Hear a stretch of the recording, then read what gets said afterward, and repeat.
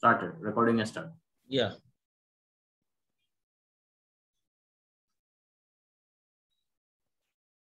So good afternoon, friends.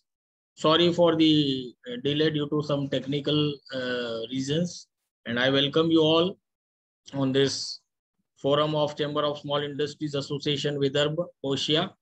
And after a gap of around 15-20 days, we are back with you with this new webinar on the very important topic, export promotion schemes under the foreign trade policy and other export oriented schemes, which is to be dealt with by the two eminent speakers, two young and dynamic eminent speakers from Nagpur, based at Nagpur, but they are representing the very reputed firm Lakshmi Kumaran and Sridharan, leading law firm, and Saurabh Malpani, Chartered Accountant, and Shreyash Agrawal, Chartered Accountant. Welcome to both of you. We have our Secretary Pranav Ambaselkar, Vice Chairman Sudarshan Shende, and lot of people from various arena of the industries, especially who are interested in promoting the exports. I got a phone call from Hyderabad and from Gurgaon. People are interested to know what exactly are the schemes. And we are talking of the Atmanirbhar Bharat. तो आत्मनिर्भर भारत के लिए सबसे ज्यादा हमें exports बढ़ाना पड़ेगा और इंपोर्ट कम करना पड़ेगा, which will also control our current account deficit. You know, friends, India today stands at 18th number in the overall countries, in the 18th position as far as the exports is concerned. This is a data of 2019. Latest data is not available, but still we have a long way to go. We have to promote the exports. And in September 2020, recorded growth of export was witnessed. And there are so many schemes which people are just not aware of, or really do not know what exactly the benefits they can derive by doing the exports. The entrepreneurs of a country are very excited and motivated, as now the fear of this pandemic has reduced, but still we are expecting the third wave. But what will happen in the next few days, it all depends on it. Hopefully we are praying to God that this third wave doesn't come in India, and we all are again on the path back, and economy is on the track. So there are various schemes: merchandise exports from India scheme, MIES scheme, road tax scheme which is updated, SIES scheme, duty exemption remission scheme, duty drawback scheme, rebate on state and central taxes and levy scheme, EPCG, export promotion capital goods scheme. So many schemes are there which we ought to know.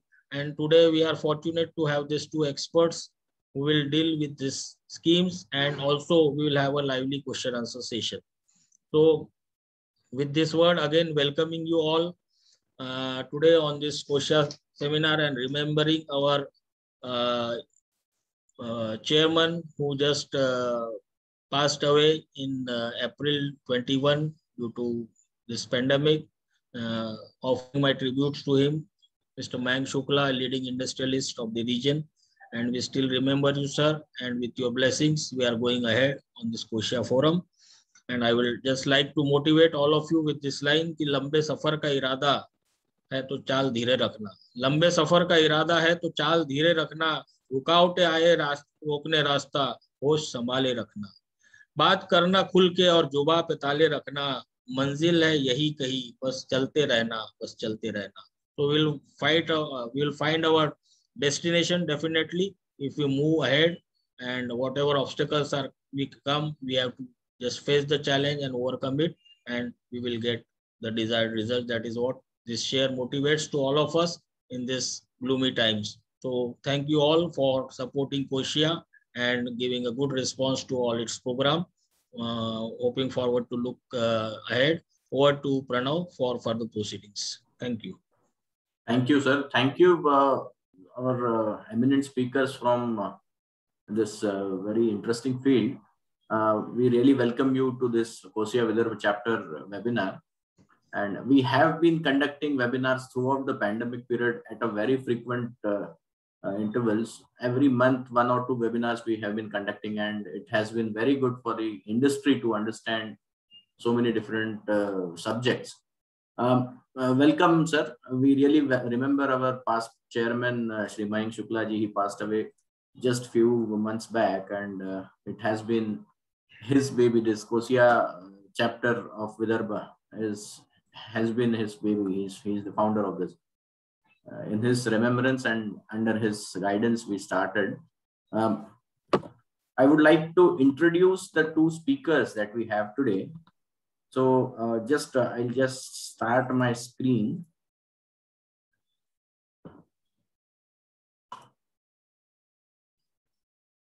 Is my screen visible, sir? Yeah. Visible. So our 2 speakers for today, they represent the law firm called Lakshmi Kumaran and Sridharan. CA Saurabh Malpani ji and CA Shreyas Agrawal ji. Welcome, sir. Lakshmi Kumaran and Sridharan is a full service law firm based in India. The firm has 14 offices and over 400 professionals in the field of corporate commercial law, dispute resolution, taxation, and intellectual property. The background of our speakers is their practice includes advisory and litigation in the area of GST, customs, and FTP, foreign trade. They have been advising several companies on variety of issues having FTP implications under various export promotion schemes such as advance authorizations, EPCG, duty drawback, MEIS, SEIS, EOU, SEZ, etc. They have performed GST implementation exercise for many corporates, and today they are helping them resolve complex tax issues. The area of expertise of the speakers is customs, GST, and foreign trade policy. And they are by qualification chartered accountants and BCom. I welcome you, sir. We can start your session immediately. I will stop my screen and you can start your screen sharing. I hope the setting is already there. Yeah, you can start your screen sharing. We can start the session immediately. Once the session is done, we will have a question answer session. So any questions, any queries, you can post it in the chat box. We will discuss it. We will take the questions in the end. If you have any issues, you can raise your hand, because mostly I'll do a setting that no one would be able to unmute themselves. So if anybody wants to say something, you can raise your hand. We will enable that setting. Thank you, everyone. Please. Thank you, Pranav sir, for your kind introduction. Thank you, Zulfay sir, for giving a great message at the start of the webinar that we have to move ahead of this pandemic and think about the various opportunities in this decade. So India's impetus of the next decade is on exports, because that only will make increase the foreign currency reserves of the country and make it self-sufficient and Atmanirbhar. If the impetus is on exports, we have to look at what the export promotion schemes the government has formulated under the foreign trade policy. And our objective of today is to go through all the export promotion schemes and also guiding the exporter on which scheme he should avail in which type of scenario. That is also we'll look today.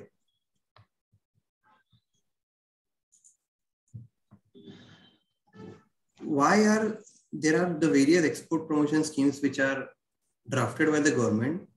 What is the underlying logic of all these schemes?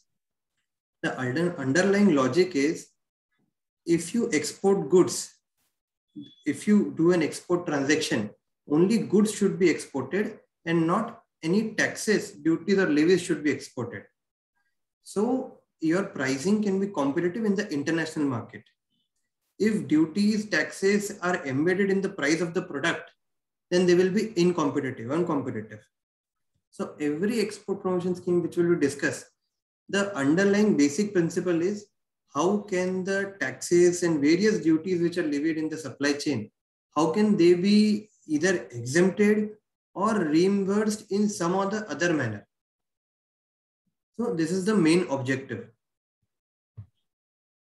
Now, what are these various schemes? So first, let me tell you, these various schemes are formulated under the foreign trade policy. Foreign trade policy ministry of commerce ने issue किया है. ये एक इसमें 9 chapter है and they deal with various export promotion schemes. Majorly India में raw material import काफी होता है एंड कैपिटल गुड्स भी काफी इंपोर्ट होता है.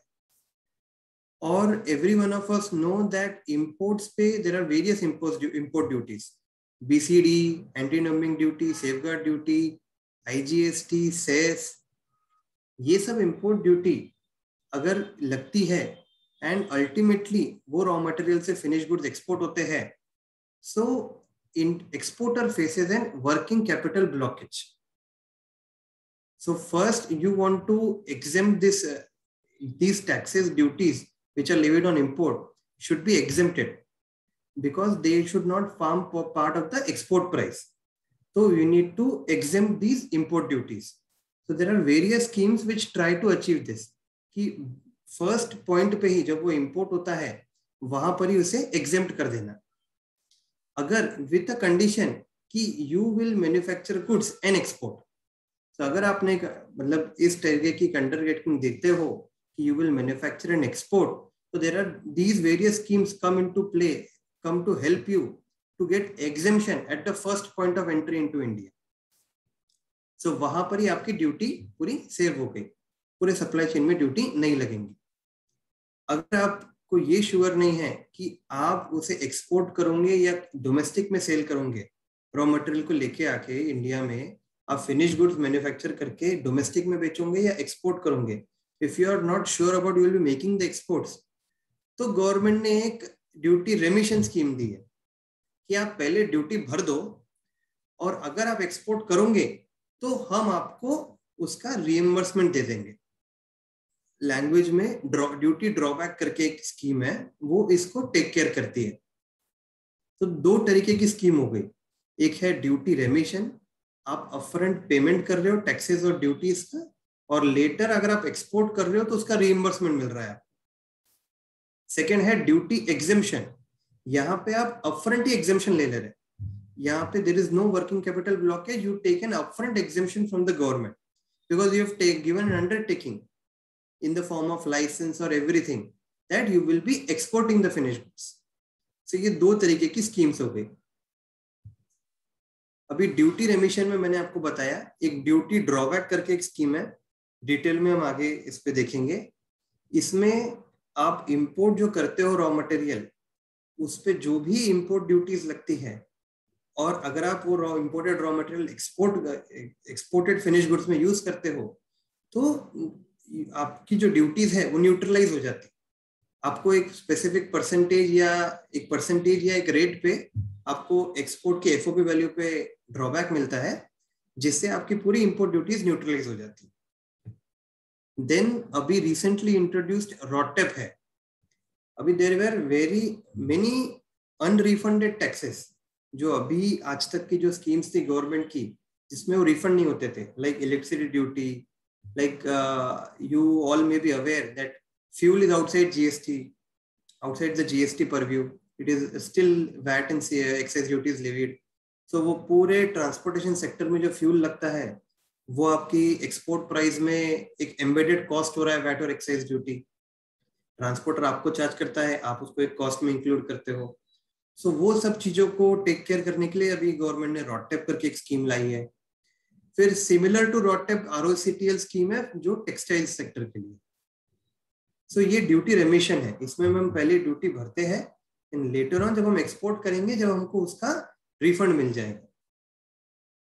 ये रिफंड जरूरी नहीं है, जो आपने जितनी ड्यूटी सफर करी है उतना ही रहेगा. we'll discuss this later in detail. Then second is duty exemption scheme. अब फॉरेन ट्रेड पॉलिसी में कौन कौन सी वेरियस ड्यूटी एग्जेम्पशन स्कीम्स है. एक है एडवांस ऑथराइजेशन, DFI और EPCG. Advance authorisation will be discussing in detail. ये मेनली रॉ मटेरियल के लिए है. अपन ने डिस्कस करा कि रॉ मटेरियल यूजुअली इंडिया में इंपोर्ट करता है कोई एक्सपोर्टर एंड उससे फिनिश गुड्स बना के एक्सपोर्ट करता है. सो एडवांस ऑथराइजेशन ये स्कीम है जहां पर अपफ्रंट रॉ मटेरियल पे आपको एग्जेम्पशन मिल जाएगा. and you will be exporting the finished goods. Similarly, अगर आपको कैपिटल गुड्स इंपोर्ट करना है कुछ एक्सपोर्ट प्रोडक्ट के लिए, तो गवर्नमेंट ने एक स्कीम बनाई है EPCG, export promotion capital goods. Similarly जब आप कैपिटल गुड्स इंपोर्ट करोगे तो इंपोर्ट पे जो जो ड्यूटीज रहेंगी कैपिटल गुड्स की वो एग्जेम्प्ट हो जाएंगी, एंड आपको एक एक्सपोर्ट का कमिटमेंट रहेगा कि इतना आप एक्सपोर्ट करोगे.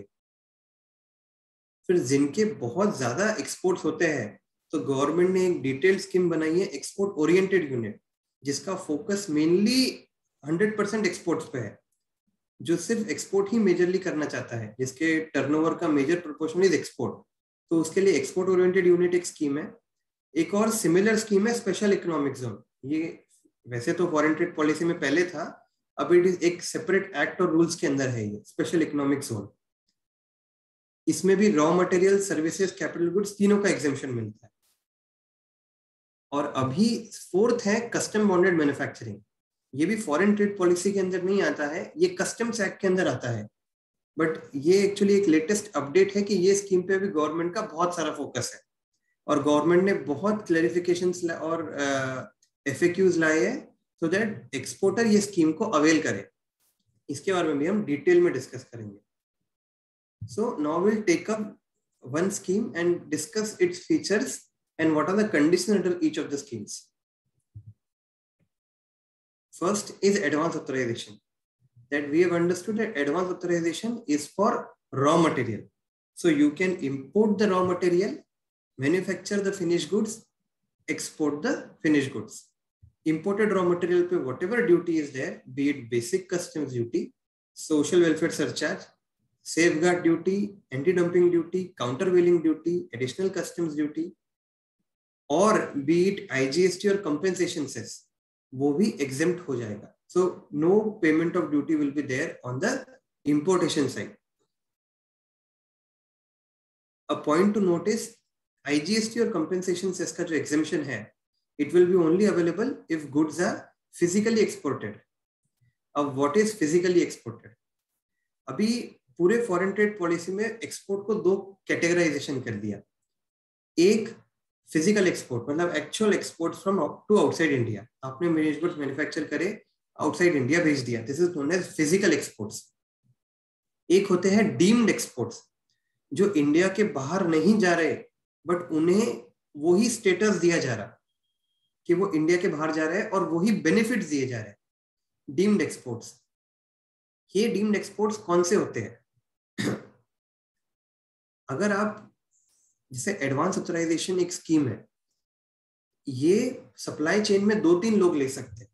अगर आप सप्लाई चेन में दूसरे नंबर पे हो और आपका अल्टीमेट एक्सपोर्टर आगे है, उसने एडवांस ऑथराइजेशन लिया है, तो उसको गुड्स देना भी एक डीम्ड एक्सपोर्ट होता है. या अगर किसी ने EPCG ऑथराइजेशन लिया है, अल्टीमेट एक्सपोर्टर ने, उसको भी गुड्स देना, EPCG कैपिटल गुड्स बना के देना, it is a deemed export. EOU को रॉ मटेरियल सप्लाई करना इज अ डीम्ड एक्सपोर्ट. और गवर्नमेंट के कुछ स्पेसिफिक प्रोजेक्ट्स होते हैं, जैसे न्यूक्लियर प्रोजेक्ट, पावर प्रोजेक्ट, जिनको गवर्नमेंट फॉर नेशनल सिक्योरिटी वो चाहती है, तो उस केसेस में गवर्नमेंट जो भी एक्सपोर्ट के बेनिफिट्स है वो सब देती है ये एक स्पेसिफिक प्रोजेक्ट्स को. तो अगर आप प्रोजेक्ट्स को सप्लाई करते हो, ये प्रोजेक्ट्स भी पूरे नोटेड है कौन कौन से प्रोजेक्ट्स है, तो वो प्रोजेक्ट्स में आपको सेम एक्सपोर्ट बेनिफिट्स पूरे मिल जाएंगे.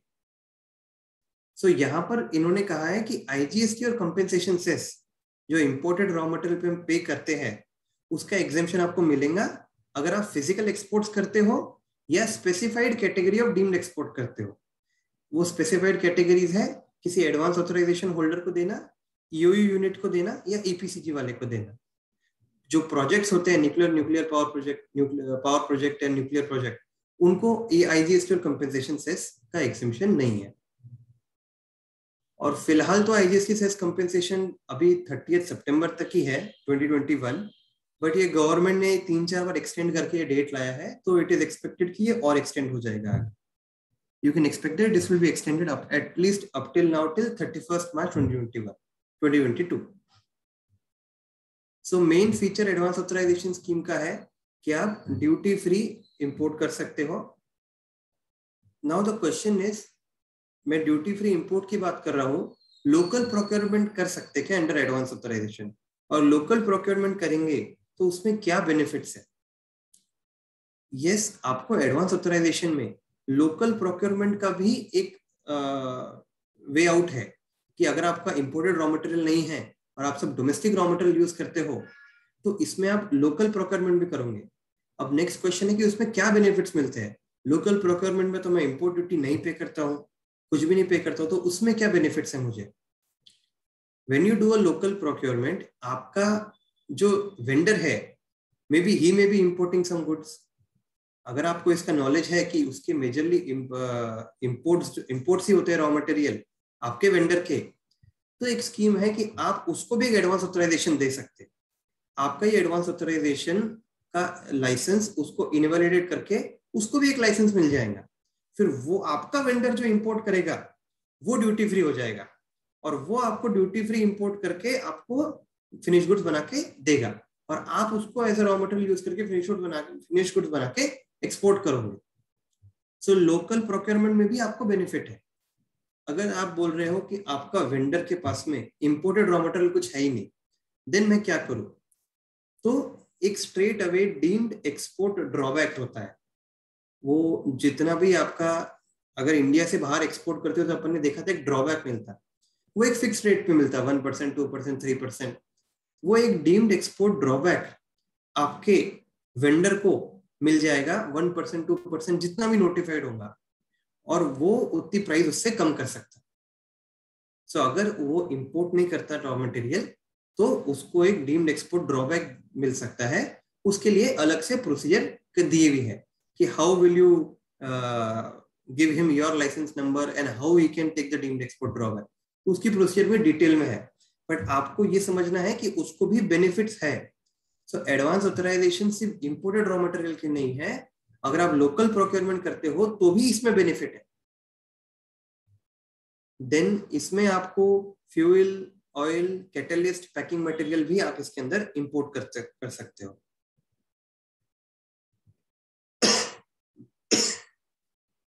अभी गवर्नमेंट ये एडवांस ऑथराइजेशन आपको कैसे देंगी? एक एक्सपोर्टर बोलेगा कि I require 8 units of raw material to manufacture 1 unit of finish good. एक बोलेगा आई रिक्वायर 10 यूनिट्स, एक बोलेगा आई रिक्वायर 6 यूनिट्स। हर एक की एफिशिएंसी लेवल अलग अलग रहेंगी। तो इस केस में गवर्नमेंट आपको एडवांस ऑथराइजेशन कैसे देंगी? आपको एक्सपोर्ट करना है 100 टन, बट उसके लिए कितना रॉ मटेरियल गवर्नमेंट आपको ड्यूटी फ्री लाने को राइट देंगे या लाइसेंस आपको कितना देंगे? 120 टन का, 130 टन का, 150 टन का, हर जन का अलग अलग रिक्वायरमेंट हो सकता। इसके अंदर भी पूरी एक डिटेल्ड स्कीम बनी है एडवांस ऑथराइजेशन के अंदर। फिलहाल तो ऐसे थाउजेंड्स ऑफ प्रोडक्ट्स है जो गवर्नमेंट ने उसके जो इनपुट आउटपुट रेशियो है वो नोटिफाई कर चुके हैं। वो है standard input output norms. Government ने थाउजेंड्स ऑफ प्रोडक्ट्स को एक नॉर्म्स की बुक बना के उसमें नोटिफाई कर दिया। उसमें साइन में जो लिखा है उतना ही आप इंपोर्ट कर सकते हैं। उसमें लिखा है यू रिक्वायर 100 टन के लिए 110 टन ऑफ रॉ मटेरियल, तो you can import only 110 ton of raw material. Then आप 120 नहीं कर सकते और 130 नहीं कर सकते, आपको 110 का ही राइट मिलेगा। अगर समझो आपका ये थाउजेंड्स जो बुक है नॉर्म्स की उसमें आपका प्रोडक्ट नहीं है, तो फिर क्या? तो एक गवर्नमेंट ने एक बॉडी बिठाई हुई है, उसको बोलते इनपुट आउटपुट नॉर्म्स कमिटी। वो आपका पूरा डेटा लेंगी कंजम्पशन का और एक्सपोर्टर स्पेसिफिक आपका कंपनी का स्पेसिफिक एक नॉर्म बनाएंगी, इतना इनपुट आउटपुट रेशियो है आपका। वो पूरा चेक वेक करेंगे कंजम्पशन डेटा, उनको सब एक पूरा फॉर्म है उसका, वो फॉर्म भर के वो डेटा उनको देना पड़ता है एंड वो डेटा के बाद में दे इशू द नॉर्म्स। फिर वो जो इनपुट आउटपुट रेशियो आपको बताएंगे वो आपको फॉलो करना पड़ेगा, उतने का ही आपको राइट मिलेगा। अभी इसके अंदर एक सेल्फ रेटिफिकेशन स्कीम भी है जहां पे आपको ना नॉर्म्स कमेटी में जाना पड़ता ना नॉर्म्स की बुक लगती, बट इसलिए for this you have to be AEO certified. So एक कस्टम्स डिपार्टमेंट की स्कीम है, ऑथराइज इकोनॉमिक ऑपरेटर। जो गुड एक्सपोर्टर्स है, स्टेटस होल्डर्स है, उन्हीं को ये स्कीम मिलती है। तो अगर आप एक बहुत अच्छा एक्सपोर्ट करते हो तो आप AEO के लिए भी अप्लाई कर सकते हो। उसके काफी सारे बेनिफिट्स हैं। One of this is advance authorisation लेते वक्त आपको नॉर्म्स कमेटी से रेटिफिकेशन की जरूरत नहीं है। तो दिस इज वन पार्ट कि आप कुछ भी रॉ मटेरियल इंपोर्ट नहीं कर सकते इन एनी क्वांटिटी। एक स्पेसिफाइड क्वांटिटी गवर्नमेंट बताएंगी इधर थ्रू द साइन बुक और थ्रू द नॉर्म्स कमेटी, उतना ही रॉ मटेरियल का आपको राइट है इंपोर्ट करने। Then you can also import some spares जो फिनिश गुड्स के साथ में लगते हैं। आपके स्पेयर्स इंपोर्टेड है तो आप 10% ऑफ जो भी आपको CIF वैल्यू ऑफ ऑथराइजेशन, मतलब जो भी आपको इंपोर्ट करने का जो वैल्यू ऑथराइजेशन मिलेगा, जैसे 110 टन का समझो $50,000 का आपको ऑथराइजेशन मिला फॉर 110 टन, सो उसका 10% आप स्पेयर्स भी इंपोर्ट कर सकते from that same supplier, some other supplier. Next is advance authorisation में क्या जरूरी है कि आपको ही मैन्युफैक्चर करना है फिनिश गुड्स?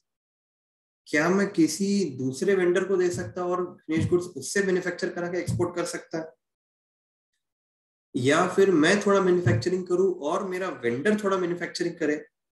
मेरे पास पूरे कैपिटल गुड्स अवेलेबल नहीं है। सो ये फैसिलिटी भी है कि आप जब लाइसेंस ले रहे गवर्नमेंट से तो आप उसके अंदर बताइए कि मेरा एक वेंडर है, उसको बोलते हैं सपोर्टिंग मैन्युफैक्चरर, वो मैंने जब इंपोर्ट करूंगा तो उसको we will transfer the goods and he will be manufacturing the goods. तो लाइसेंस में अगर उसका मेंशन है नाम, तो आप गुड्स इंपोर्ट करने के बाद में उसको दे भी सकते हैं। आपकी अगर 3-4 यूनिट्स है तो आप क्या 1 to 2nd unit to 3rd unit transfer कर सकते हैं। यस, वो भी फैसिलिटी एडवांस ऑथराइजेशन में है अवेलेबल। अभी इसकी कंडीशंस क्या है? अभी बेनिफिट्स तो गवर्नमेंट ने काफी अच्छा दिया है, बट इसके साथ में कंडीशंस क्या है? अभी आपको मिनिमम एक तो 15% वैल्यू एडिशन अकम्प्लिश करना है। अगर आपने $50,000 का कुछ लिया है, इंपोर्ट करा है, तो $50,000 प्लस 15%, इतना आपका एक्सपोर्ट वैल्यू होना चाहिए।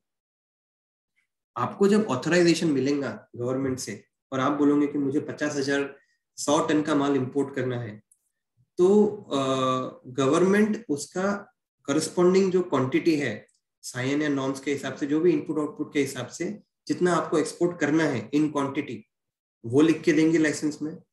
इन वैल्यू 15% ऐड मार्कअप ऐड करके वो भी लिख के देंगे कि इतना वैल्यू अचीव होना है और इतनी क्वांटिटी अचीव होना है। सो वैल्यू वाइज और क्वांटिटी वाइज आपको एक्सपोर्ट ऑब्लिगेशन फुलफिल करना है। सेकेंड, क्या मैं ये गुड्स किसी और को एज सच ट्रांसफर कर सकता? नो, ये इसमें एक्चुअल यूजर कंडीशन है। पॉलिसी में this condition is known as actual user condition. इसमें you can not transfer the goods और imported goods as such to any other person. आपको उसको खुद मैन्युफैक्चरिंग करके या आपसे वेंडर से मैन्युफैक्चरिंग करा के ही एक्सपोर्ट करना है। आप एज सेल मार्केट में सेल नहीं कर सकते। इवन आपका एक्सपोर्ट ऑब्लिगेशन समझो खत्म हो गया, पर आपके पास में थोड़े इनपुट्स बाकी है, वो भी आपको मैन्युफैक्चर करके ही निकालने हैं फैक्ट्री से। You can not sell it as such. So this is the second condition. Then अब मैंने एक्सपोर्ट ऑब्लिगेशन बोला, तो एक्सपोर्ट ऑब्लिगेशन का फुलफिलमेंट पीरियड कितना है? यह है 18 मंथ्स। तो आपको लाइसेंस मिलने के 18 मंथ्स तक आपका पूरा जो लाइसेंस में एक्सपोर्ट ऑब्लिगेशन है वो एक्सपोर्ट करके फुलफिल करना है। इसमें 2 एक्सटेंशन की फैसिलिटी है, 6 मंथ्स एंड 6 मंथ्स। कुछ पेनल्टी जैसे कंपोजिशन फी बोलते हैं लॉ में, उसको पेनल्टी कंसिडर कर लीजिए, वो पे करके आप इसको एक्सटेंड करा सकते हैं। अब आपको एडवांस लाइसेंस इंपोर्ट करने के लिए जो दिया है, तो इंपोर्ट भी आप पूरे 18 महीने नहीं कर सकते, लाइसेंस के 12 महीने तक ही इंपोर्ट कर सकते। It can be further extended by another 6 months and 6 months. तो 12 plus 6 is the import का validity period, and 18 plus 6 is the export का validity period, जिसमें आपको export complete करना है। आपको foreign currency realize करना है। Next condition, you cannot export and bring proceeds in INR, लेकिन नेपाल भूटान में एक्सपोर्ट करके INR में लेके आके आप एक्सपोर्ट ऑब्लिगेशन फुलफिल नहीं कर सकते।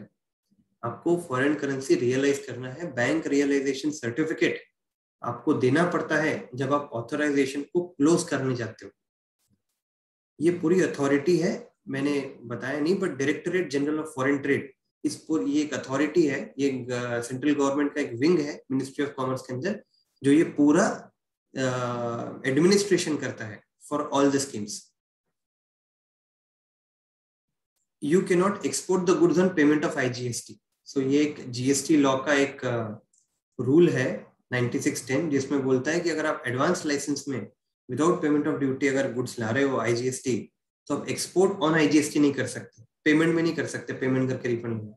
आपको विदाउट पेमेंट ऑफ IGST करके जो इनपुट टैक्स क्रेडिट है उसका रिफंड लेना पड़ेगा। सो ये एक फिनिकी रूल है।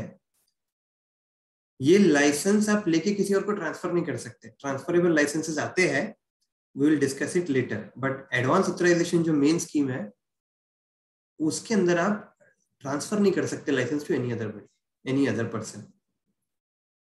समझो आपने 10-15 लाइसेंस ले लिए, आपके पास में 10-15 लाइसेंस पड़े अलग अलग क्वांटिटी के, सो कोई इसमें एक्सपोर्ट हो गया, कोई इसमें इंपोर्ट हो गया, किसी में एक्सपोर्ट ज्यादा हो गया, सो इसको कैसे रेगुलराइज करना। तो एक फैसिलिटी दी है जहाँ पे आपने ज्यादा लाइसेंस ले लिए, 2-3 लाइसेंस ले लिए, और आपको उनको क्लब कर सकते हैं आप, तो सबकी क्वांटिटी क्लब हो जाएंगी, सबकी वैल्यू क्लब हो जाएंगी, और सब लाइसेंस एक लाइसेंस करके ट्रीट करे जाएंगे। तो all the licences will be treated as one authorisation. तो कभी कभी होता है कि एक्सपोर्टर एक ही लाइसेंस में इंपोर्ट कर लेता है और दूसरे लाइसेंस में एक्सपोर्ट कर लेता, तो किसी में एक्सपोर्ट बाकी रहता है, किसी में इंपोर्ट बाकी रहता है, तो क्लबिंग की एक फैसिलिटी अवेलेबल है। ड्यूटी ड्रॉबैक जो स्कीम है वो नहीं मिलेंगी अगर आप एडवांस ऑथराइजेशन ले रहे हैं। क्वाइट लॉजिकल, क्योंकि ड्यूटी ड्रॉबैक और एडवांस ऑथराइजेशन का जो ऑब्जेक्टिव है वो सेम है कि इंपोर्टेड रॉ मटेरियल पे जो कस्टम ड्यूटीज है वो न्यूट्रलाइज करना, उसका रिफंड दे देना। So advance authorization, duty drawback both try to achieve the same objective. अगर आपको दोनों दे देंगे तो डबल बेनिफिट हो जाएंगे। इसलिए when you have taken advance authorization, आपके all raw materials वैसे भी ड्यूटी फ्री आ रहे हैं imported. So ड्यूटी ड्रॉबैक जो कस्टम ड्यूटी का रिफंड जिसका ऑब्जेक्टिव है वो आपको नहीं मिलता। इनपुट डिटेल्स, तो इनपुट डिटेल्स इसमें कैसा है, आप कोई एक रॉ मटेरियल लेके आओगे, उसको आप एक्सपोर्ट कर रहे होंगे प्लास्टिक और बोलोगे मैं इंपोर्ट करना चाहता टेक्सटाइल, तो वैसा अलाउड नहीं है। आप जो एक्सपोर्ट गुड्स डालोगे उसी का जो रॉ मटेरियल जो आपने एक्चुअल में यूज किया, समझो आपने प्लास्टिक के लिए एक्चुअल में जो रॉ मटेरियल यूज किया, जो ग्रेड का यूज किया, वो ही रॉ मटेरियल आपको इंपोर्ट करना अलाउड है। आप प्लास्टिक के जगह पे कोई टेक्सटाइल इंपोर्ट नहीं कर सकते। सो जो एक्सपोर्ट कर रहे हो उसी के जो एक्चुअल में आपने रॉ मटेरियल यूज किया आपकी फैक्ट्री में, जो स्पेसिफिकेशन का, जो टेक्निकल कैरेक्टरिस्टिक का, वो ही आप इंपोर्ट कर सकते हैं। अब गवर्नमेंट कैसे इसका एडमिनिस्ट्रेशन कर रही है, अब जब शिपिंग बिल फाइल कर रहे हो तो उसमें आपको लिख के देना पड़ता है कि मैं इस फिनिश गुड्स बनाने के लिए क्या क्या रॉ मटेरियल यूज कर रहा हूँ, तो वो पूरा डिटेल आपको देना पड़ता है। आपके लाइसेंस में भी वो डिटेल होता है, आपके बिल ऑफ एंट्री में भी जो डिस्क्रिप्शन रहेगा वो मैच करेंगे लाइसेंस और शिपिंग बिल से, तभी जाके आपको बेनिफिट देंगे। सो आप जो रॉ मटेरियल यूज करोगे वही इंपोर्ट एक्चुअल में कर सकते हैं।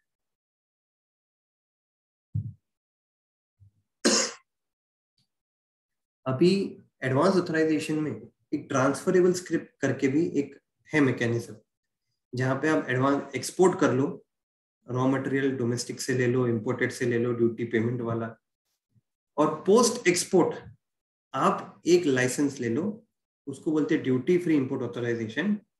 उसमें लिखा रहेगा कि एक्सपोर्टर ने कौन कौन से इसमें इनपुट्स यूज किए थे, ये आप किसी दूसरे को, तीसरे को ट्रांसफर कर सकते हैं और वो गुड्स इंपोर्ट कर सकता है।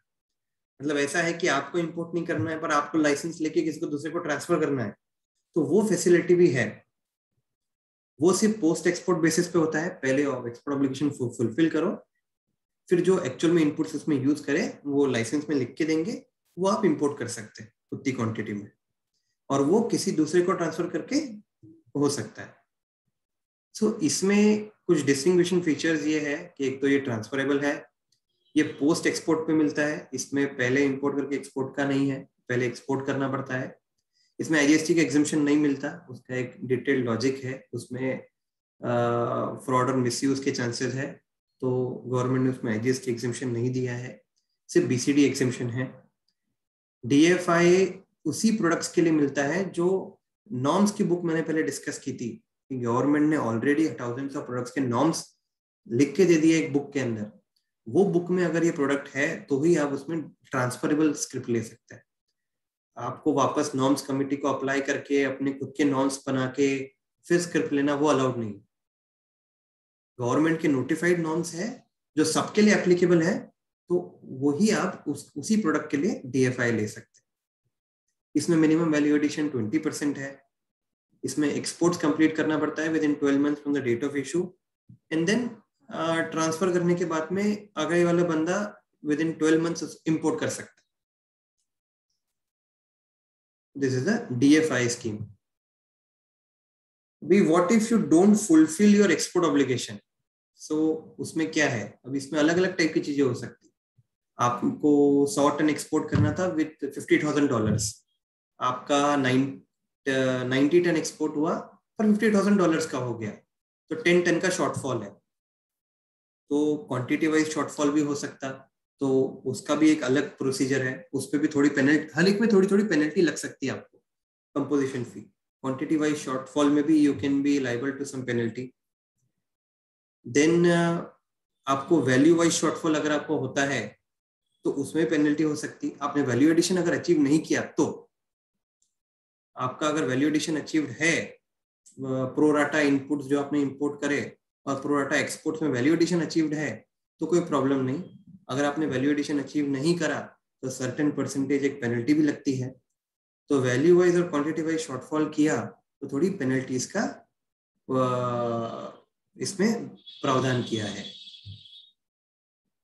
अब अगर आपके कुछ इनपुट्स ला लिए आपने बट उसका एक्सपोर्ट कर ही नहीं पा रहे आप, आपने 100 टन रॉ मटेरियल ला लिया बट सिर्फ 50 टन कॉरेस्पॉन्डिंग एक्सपोर्ट्स किए, 50 टन आपके पास में पड़ा है और आपके पास में कोई एक्सपोर्ट मार्केट नहीं है, तो वो 50 टन पे आपको कस्टम्स ड्यूटी जो आपने फोरगो करी थी इंपोर्ट पे अलॉन्ग विद इंटरेस्ट भरनी पड़ेंगी। जो भी आपने इंपोर्ट ड्यूटीज फोरगो करी थी वो पूरे की पूरी ड्यूटीज वापस भरनी पड़ेंगी अलॉन्ग विद इंटरेस्ट। सो ये है। पेनल्टी यूजुअली इस केसेस में नहीं लगती क्योंकि यहाँ पर बोनाफाइड केसेस ही होते हैं, जहाँ पे पहले था कि यू कैन, पहले there was some potential of exports but later potential निकल गया एक्सपोर्ट्स में से, इंटरनेशनल मार्केट में एक्सपोर्ट्स नहीं हो पा रहे थे, तो यूजुअली यहाँ पर पेनल्टी नहीं लगती है। लगी तो it is there are good chances of getting litigated and removed.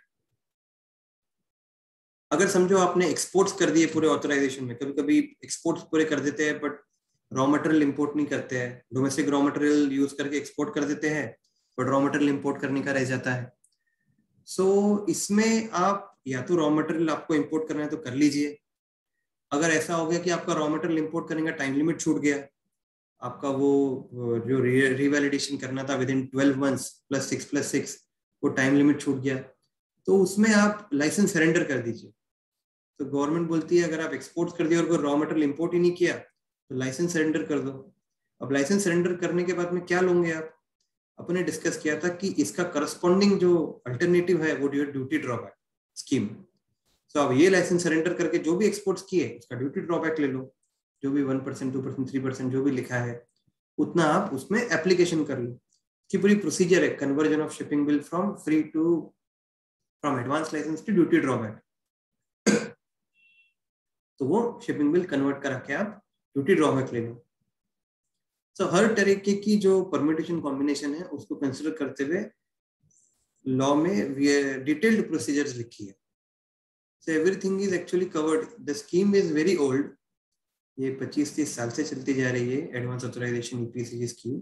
तो काफी एक्सपोर्टर्स के सिनारियोज अब आजकल तो पॉलिसी में सब कवर्ड है, but it is about that exporter should have the knowledge that this is being there is a separate procedure for it. अभी नेक्स्ट है export promotion capital good scheme. Now this is for import of capital goods or domestic procurement of capital goods, similar to advance authorization. So एक exporter advance authorisation और EPCG साथ में भी ले सकता. Advance authorisation लिया raw material के लिए, ईपीसीजी लिया कैपिटल गुड्स के लिए फॉर ड्यूटी फ्री इंपोर्ट. अभी इसमें भी आप ड्यूटी फ्री इंपोर्ट कर सकते हो. इंपोर्ट पे जो भी बीसीडी आईजीएसटी सेस है वो सब एग्जेम्प्ट हो जाएंगे. आईजीएसटी और सेस जब भी एग्जेम्प्ट होगा जब फिजिकल एक्सपोर्ट्स रहेंगे. डीम्ड एक्सपोर्ट्स में there are some category, deemed export में आईजीएसटी सेस एग्जेम्प्ट नहीं होगा. एंटी डंपिंग ड्यूटी वगैरह अगर कुछ एप्लीकेबल है तो पे करना पड़ता है, क्योंकि यहाँ पर आपका गुड्स कैपिटल गुड्स इंडिया में कंज्यूम होगा. तो उनका लॉजिक ये है कि एंटी डंपिंग ड्यूटी वगैरह कुछ अगर लिवेबल है वो पे करना पड़ता है. सिर्फ basic customs duty IGST cess का बेनिफिट. अभी इसमें दो तरीके की स्कीम्स है. एक है प्री एक्सपोर्ट और एक है पोस्ट एक्सपोर्ट. अगर आपको श्योर है, एक्सपोर्ट पोटेंशियल आपको मालूम है, मेरा एक्सपोर्ट होने वाले हैं अगले कुछ सालों में, मेरा if you have certainty about your exports, तो pre export scheme is good. इसमें आपको अपफ्रंट एग्जेम्पशन मिल जाता है. अगर आपको सर्टेनिटी नहीं है कि आपके एक्सपोर्ट कितने होंगे, अभी इसमें एक्सपोर्ट ऑब्लिगेशन कैसा होता है, 6 times the value duty save. समझो आपने 1 लाख की ड्यूटी सेव करी तो 6 लाख के एक्सपोर्ट्स करना पड़ेगा. 6 times the duty saved is your export obligation, ये आपको फुलफिल करना है. अगर आपको लग रहा है कि नहीं 6 लाख नहीं होगा, मेरा तो 3 लाख ही होगा,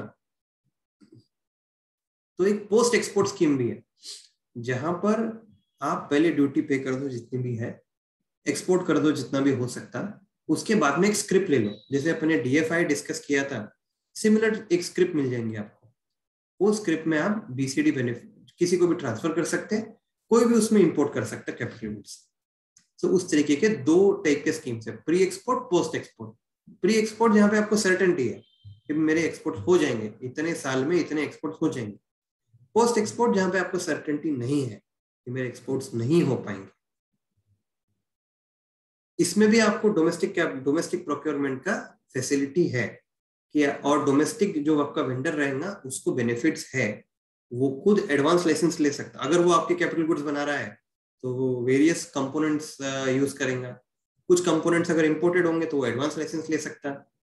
वो एडवांस लाइसेंस पे वो ड्यूटी फ्री इंपोर्ट कर सकता और आपको सप्लाई कर सकता. सो उस तरीके की फैसिलिटी भी है. और अगर वैसा नहीं है तो जैसे अपने पहले डिस्कस किया था, अगर आपका वेंडर ड्यूटी फ्री इंपोर्ट नहीं करना चाहता तो वो डीम्ड एक्सपोर्ट का ड्रॉबैक ले सकता, जितना भी percentage notified. That's also simple. इसमें कुछ ऐसे फीचर्स है कि आपको second hand capital goods allowed नहीं है, आपको सिर्फ new capital goods only you can import. अब pre production, production, post production, मतलब प्रोडक्शन के पहले के गुड्स भी, आप पहले के जो कैपिटल गुड्स लगते हैं वो भी आप इसमें इंपोर्ट कर सकते हो. प्रोडक्शन में इस्तेमाल होने वाले जो कैपिटल गुड्स है वो भी इंपोर्ट कर सकते हो. पोस्ट प्रोडक्शन में भी आप क्वालिटी कंट्रोल ले लो, टेस्टिंग ले लो, तो वो वाले कैपिटल गुड्स भी आप इंपोर्ट कर सकते हो. प्री प्रोडक्शन में आपका आर&डी भी आ सकता. तो अगर आपको आर&डी करने के लिए कोई कैपिटल गुड्स लगते हैं तो वो भी आप इसमें इंपोर्ट कर सकते हैं. काफी लोगों को इसमें डाउट होता है कि आर&डी के लिए वो इंपोर्ट कर लेते हैं पर ईपीसीजी नहीं लेते हैं. आर&डी कैपिटल गुड्स के लिए भी ईपीसीजी अलाउड है, उसमें कोई प्रॉब्लम नहीं है. लाइसेंस मिलने के 18 महीने के अंदर आपको इंपोर्ट करना है, उसके बाद में आपको कोई एक्सटेंशन नहीं मिलेगा. ये वैलिडिटी पीरियड है उसका 18 महीने में, उसमें आपको इंपोर्ट करना है या डोमेस्टिकली प्रोक्योर करना है. इसमें भी आपको एक फैसिलिटी है कि अगर आप बोलेंगे कि मेरे को मैन्युफैक्चर खुद नहीं करना है बट मेरा एक वेंडर है वो करेगा मैन्युफैक्चरिंग, सो आप लाइसेंस लेते हो, उस वेंडर का नाम उसमें ऐड कर दीजिए. आप इंपोर्ट करने के बाद में उसको गुड्स भेज दीजिए. It is perfectly allowed. एक सपोर्टिंग मैन्युफैक्चर का इसमें फैसिलिटी है. आपको गवर्नमेंट को ये प्रूव करना पड़ता है कि मैंने कैपिटल गुड्स कहीं बेच नहीं दिए, कुछ नहीं किए, क्योंकि इसमें एक्चुअल यूजर कंडीशन है. तो आपको आपकी फैक्ट्री या आपके वेंडर की फैक्ट्री में जब इंस्टॉल करोगे तो आपको एक इंस्टॉलेशन सर्टिफिकेट लेना पड़ता है एक चार्टर्ड इंजीनियर से, और वो गवर्नमेंट को सबमिट करना पड़ता है. नेक्सस सर्टिफिकेट, ये क्या है? अभी आपको जो कैपिटल गुड्स इंपोर्ट करोगे, सिमिलर जैसे अपन ने एडवांस लेसन में देखा था, एक नेक्सस होना चाहिए इनपुट और आउटपुट का। प्लास्टिक एक्सपोर्ट करने के लिए मैं टेक्सटाइल इंपोर्ट नहीं कर सकता जो उसमें यूज नहीं होगा, मतलब ऐसे हो सकते कुछ जो उसमें यूज नहीं होगा, ऐसे अनरिलेटेड इनपुट्स मैं उसमें नहीं कर सकता था। सिमिलरली हियर मैं स्टील की मशीनरी लेके आके कोई दूसरा प्रोडक्ट नहीं बना सकता और एक्सपोर्ट कर सकता। अगर मैं आयरन एंड स्टील की मशीनरी लेके आ रहा हूँ तो जो एक्सपोर्ट करना है वो आयरन एंड स्टील प्रोडक्ट ही होना चाहिए जो मशीनरी से बन सकता है। आपका एक चार्टर्ड इंजीनियर जो है वो आपको सर्टिफाई करके देगा कि ये एक्सपोर्ट प्रोडक्ट जो आपने लिखा है लाइसेंस में वो ये मशीनरी से बन सकता है। ये आपको गवर्नमेंट को बताना पड़ता है। आप स्पेयर्स और कंपोनेंट्स जो लगते हैं आपकी मशीनरी के लिए वो भी बाद में इंपोर्ट कर सकते हैं। ये भी एक फैसिलिटी है। अपन ने देखा था इस आपको ड्यूटी फ्री कैपिटल गुड्स का अगर फैसिलिटी है तो एक कंडीशन भी है कि आपको एक्सपोर्ट कमिटमेंट देना है। एक्सपोर्ट कमिटमेंट कितना है तो 6 times of the duty saved है। अभी इसमें भी 2 टाइप की है एक्सपोर्ट कमिटमेंट। आप पिछले 3-4 साल से एक्सपोर्ट करते आ रहे हो, आप गवर्नमेंट को जाके ईपीसीजी नहीं मांग सकते और गवर्नमेंट को जाके ईपीसीजी मांग रहे हो और बोल रहे हो कि मुझे ईपीसीजी तो मैं कैपिटल गुड्स इंपोर्ट करना चाहता हूँ। पिछले 3-4 साल से मेरा ऑलरेडी एक्सपोर्ट चल रहा है और सिमिलर गुड्स जो मैं एक्सपोर्ट करना चाहता हूँ, इधर मैं न्यू कैपिटल गुड्स। अभी गवर्नमेंट ने आपको ईपीसीजी दे दिया ये ईयर में, मैंने आपको बोला कि 6 टाइम्स ऑफ ड्यूटी सेव्ड आपको एक्सपोर्ट ऑब्लिगेशन फुलफिल करना है। सो इसमें एक ये है नया कंडीशन कि आपका जो एक्सपोर्ट है वो इंक्रीमेंटल एक्सपोर्ट होने चाहिए। सो गवर्नमेंट अगर आपको कोई बेनिफिट दे रही है तो आपने इंडिया से इंक्रीमेंटल एक्सपोर्ट होने चाहिए। आप वही पिछले 3 साल में जो एक्सपोर्ट करते आ रहे हो उसी के अगेंस्ट में ईपीसीजी नहीं ले सकते। तो 2 तरीके की चीजें लॉ में लिखी, एवरेज एक्सपोर्ट्स मेंटेन करो और उसके ऊपर स्पेसिफिक एक्सपोर्ट्स। मतलब मैं जो 3 साल से पहले एक्सपोर्ट कर रहा हूँ पिछले 3 साल में उसका एवरेज तो मेंटेन करना है, वो काउंट नहीं होगा।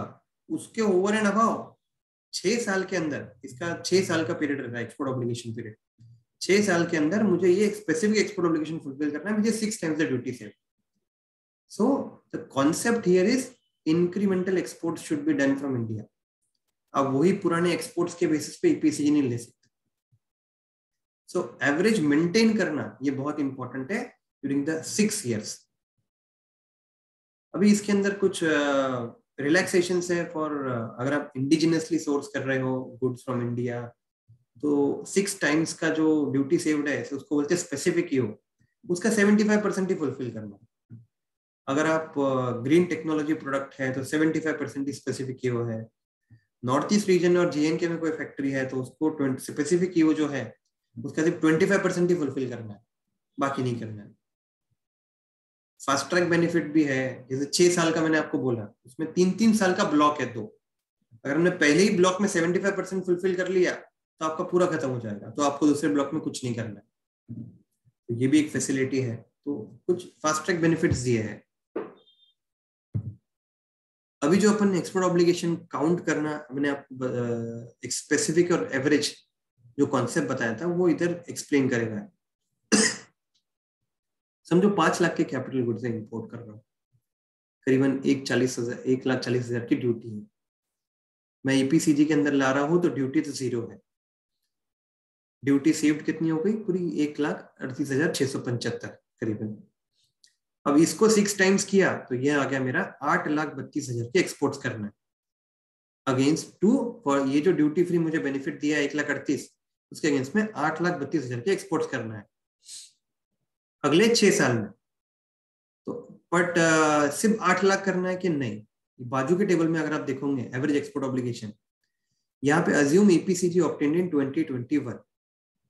सो मैंने पिछले 3 साल में सिमिलर प्रोडक्ट, समझो अपने आयरन एंड स्टील का एग्जांपल लिया, तो सिमिलर आयरन एंड स्टील के जो प्रोडक्ट्स हैं उसका 17-18 में 25 लाख, 18-19 में 35 लाख, 19-20 में 45 लाख, टोटल 3 साल में किया 1,05 लाख।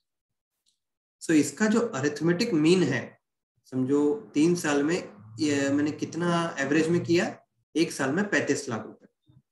सो 35 लाख अगले 6 साल तक मुझे मेंटेन करना है कि 35 लाख का एक्सपोर्ट तो अगले 6 साल तक होना ही चाहिए।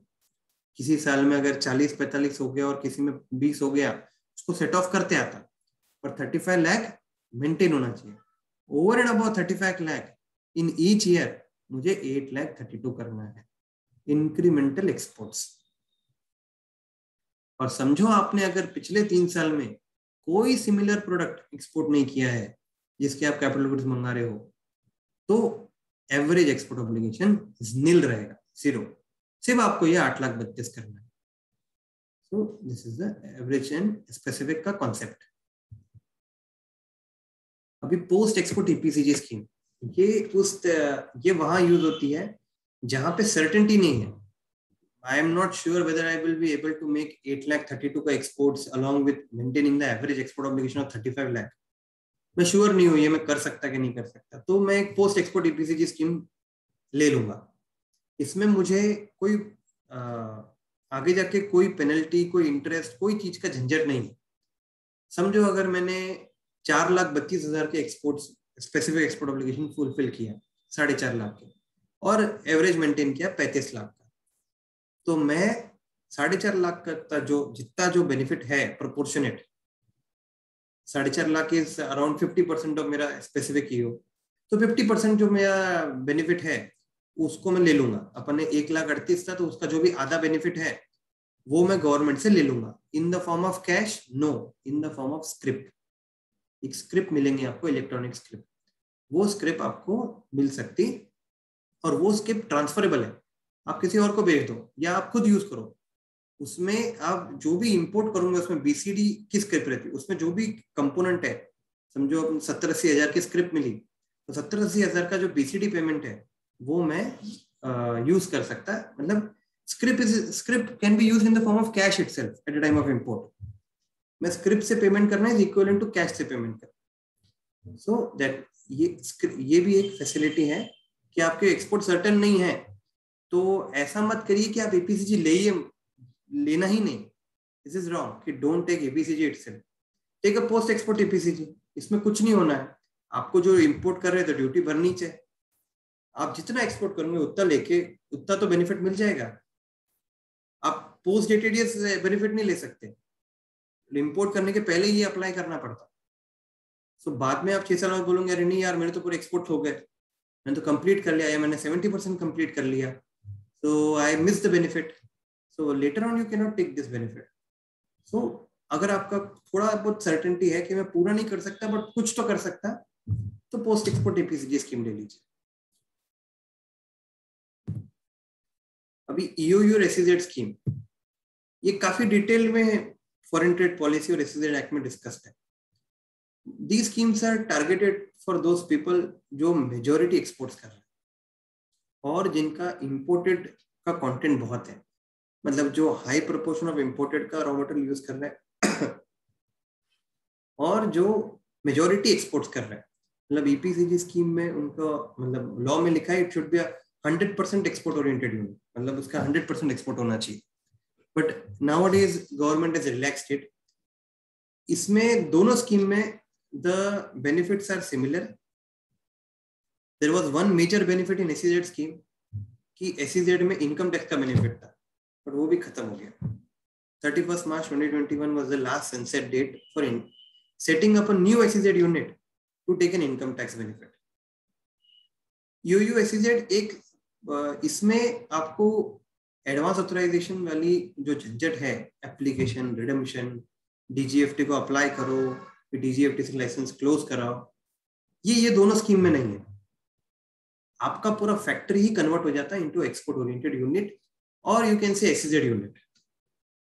और आप कितना भी रॉ मटेरियल इंपोर्ट करो और कितना भी एक्सपोर्ट करो, आपको कोई एक स्पेसिफिक लाइसेंस का क्वांटिटी वगैरह ऐसा कुछ नहीं रहेगा। दोनों स्कीम का एक ही सेंट्रल कंडीशन है, मेन कंडीशन है net foreign exchange. Net foreign exchange क्या है? आप अपना बैलेंस शीट बनाते हो, प्रॉफिट एंड लॉस अकाउंट, उसमें आप इनकम और एक्सपेंस लिखते हो। सिमिलरली आप इस यूनिट का एक फॉरेन एक्सचेंज का प्रॉफिट एंड लॉस अकाउंट बनाओ कि इतना फॉरेन एक्सचेंज आया ये यूनिट में, और ये यूनिट के लिए मैंने इतना फॉरेन एक्सचेंज इनकर किया, या तो रॉ मटेरियल पे, कैपिटल गुड पे, कोई फॉरेन लाइसेंसर होगा तो उसको रॉयल्टी में, इतना मैंने इनकर किया। और आपका नेट बेनिफिट पॉजिटिव होना चाहिए। ऐसा कुछ नहीं कि 1 लाख 2 लाख डॉलर होना चाहिए, पॉजिटिव होना चाहिए। Even if it's $1 it should be positive. So net foreign exchange earning should be there for India. Otherwise this scheme में you will incur penalties if you don't have net foreign exchange for India. So अगर आपको देखना है कि आपके foreign exchange जो obligations है वो मीट हो सकते हैं इसके अंदर, तो there are some additional fiscal benefits जो ये स्कीम में है। अभी तो income tax exemption was a major and under SEZ, जो अभी नहीं रहा। वैसे एसईजेड के लिए इलेक्ट्रिसिटी ड्यूटी के रेट्स कम होते हैं कंपेयर टू आउटसाइड जैसे एसईजेड यूनिट्स। इलेक्ट्रिसिटी ड्यूटी का एग्जेम्पशन होता है। देन वैट और सीएसटी जो पेमेंट है फ्यूल पे, वो एग्जेम्पशन है दोनों स्कीम्स के अंदर। डीम्ड एक्सपोर्ट में थोड़े डोमेस्टिक प्रोक्योरमेंट करते हो तो उसमें जीएसटी एग्जेम्प्टेड है। आइदर अपफ्रंट एग्जेम्पशन है एसईजेड के अंदर, और यूयू के अंदर है पे करके रिफंड ले लो। So such type of benefits are there. It is very similar to the benefit given under the advance authorization scheme or this. But the main thing is यहाँ पर आपको application redemption का कुछ नहीं है। ये यूनिट कन्वर्ट करने के बाद में आप कितना भी इंपोर्ट करिए, कितना भी एक्सपोर्ट करिए, मेन है नेट फॉरेन एक्सचेंज इंडिया पे लाके दे दीजिए। विद इन इसका एक पीरियड रहेगा, आपको 5 साल का लाइसेंस मिलेगा यूयू का, तो 5 साल में नेट फॉरेन एक्सचेंज होना चाहिए, उसको और 5 साल ले सकते हैं आप। सो उस तरीके का इसमें कंडीशंस है। इस स्कीम से एग्जिट करना है तो जो भी आपने रॉ मटेरियल ड्यूटी फ्री लेके आया है, जो भी कैपिटल को ड्यूटी फ्री लेके आया है, फिनिश गुड्स बनाया है raw duty free raw material से, जो भी स्टॉक में पड़ा है उस पर ड्यूटी पे कर दो और स्कीम से निकल जाए। कैपिटल गुड्स के लिए डिप्रिसिएशन मिलेगा आपको। अगर आप usually 10 years is the period जहाँ पे वो लोग फुली डिप्रिशिएट कर देते हैं। Depreciation for payment of import duties, मतलब आपको अगर आप कैपिटल गुड्स ला रहे हो 100 रुपीज के और उस पर 10 रुपीज की ड्यूटी है, समझो आपने 10 साल यूज कर ली, तो आपको फुली डिप्रिशिएट हो गए, आपको कोई इंपोर्ट ड्यूटी नहीं भरनी है। 8 साल हुआ तो मे बी प्रोपोर्शनेट 2 रुपए ड्यूटी भरनी है 10 रुपए में से। There is a facility of depreciation on capital goods whenever they are removed from the scheme, either at a time of debonding, exit, or just removal sale as such to some other end. But EOU, SEZ, they have lost their luster as of now. EOUs को तो एक आगे की scheme जो अपन discuss करेंगे, custom bonded manufacturing. So government का भी intention है कि EOU स्कीम निकाल कर कस्टम बॉन्डेड मैन्युफैक्चरिंग स्कीम में ही सबको कन्वर्ट करना। सो EOUs का भी रेलेवेंस अभी थोड़ा कम हो रहा है। SEZ में the major benefit was income tax. So अभी सनसेट डेट खत्म होने के बाद में very difficult for a unit to go to SEZ to get any additional benefit, because the additional benefits are not that much to apply for an SEZ and take the hassles of maintaining the conditions of the SEZ unit. So they have lost their luster as of now. Next है custom bonded manufacturing. This is the mover scheme. In this scheme, this is recently promoted by the government of India. अभी अपन ने देखा कि EOU scheme को इसमें convert करने का, EOU जो भी यूनिट्स हैं उनको इसमें कन्वर्ट करने का गवर्नमेंट ने एक सर्कुलर निकाला है, एक initial circular for just for discussion purpose. ये स्कीम कस्टम्स एक्ट के अंदर है, तो ये फॉरेन ट्रेड पॉलिसी के अंदर कोई ड्यूटी एग्जेम्पशन स्कीम करके नहीं है, ये कस्टम्स एक्ट के अंदर है। इसका है manufacturing and other operations in custom bonded warehouse. So custom bonded warehouse एक ऐसा है, warehouse, customs warehouse is a concept जहां पे अगर आप ड्यूटी फ्री माल ला रहे हो from outside India, duty any raw material from outside India, capital goods, आप एक वेयरहाउस में रख दो उस रॉ मटेरियल को, और जो भी उस पर ड्यूटी रहेंगी वो आप डिफर कर सकते हैं till the time it is stayed in warehouse. तो समझ लीजिए आपने उस रॉ मटेरियल को और कैपिटल गुड को अभी तक पोर्ट पे ही रखा है, कस्टम्स में ड्यूटी कब भरते हैं? जब आप डोमेस्टिक क्लियरेंस करते हैं। तो अगर आप वेयरहाउस में माल रख रहे हो तो गवर्नमेंट का ये मानना है कि अभी तक आपने ड्यूटी का डोमेस्टिक क्लियरेंस किया ही नहीं। So this scheme is a very simpler scheme. वैसे ये बहुत पुराना स्कीम है, 50 साल से अंडर द कस्टम्स एक्ट है, बट ये लास्ट 2 ईयर से ही this is got prominence because of various clarifications and FAQs by government. इसमें काफी सारे रिलैक्सेशंस आ गए और जो भी टैक्सेशन की एम्बिग्यूटीज थी वो सब निकल गई। इसमें कैसे होगा? आपका जो एक्सिस्टिंग फैक्ट्री है उसको आप एक बॉन्डेड वेयरहाउस में कन्वर्ट कर लो। कोई मिनिमम एरिया का जरूरत नहीं है, कोई मिनिमम इन्वेस्टमेंट का नीड नहीं है। You just convert your existing factory into a custom bonded warehouse. इसका एक एप्लीकेशन होता है, एक सेक्शन 58 एंड 65 का एक सिंगल एप्लीकेशन होगा। आपने वो यूनिट कन्वर्ट कर दिया, that unit will work as such, मतलब जैसा चल रहा था वैसा ही चलेगा।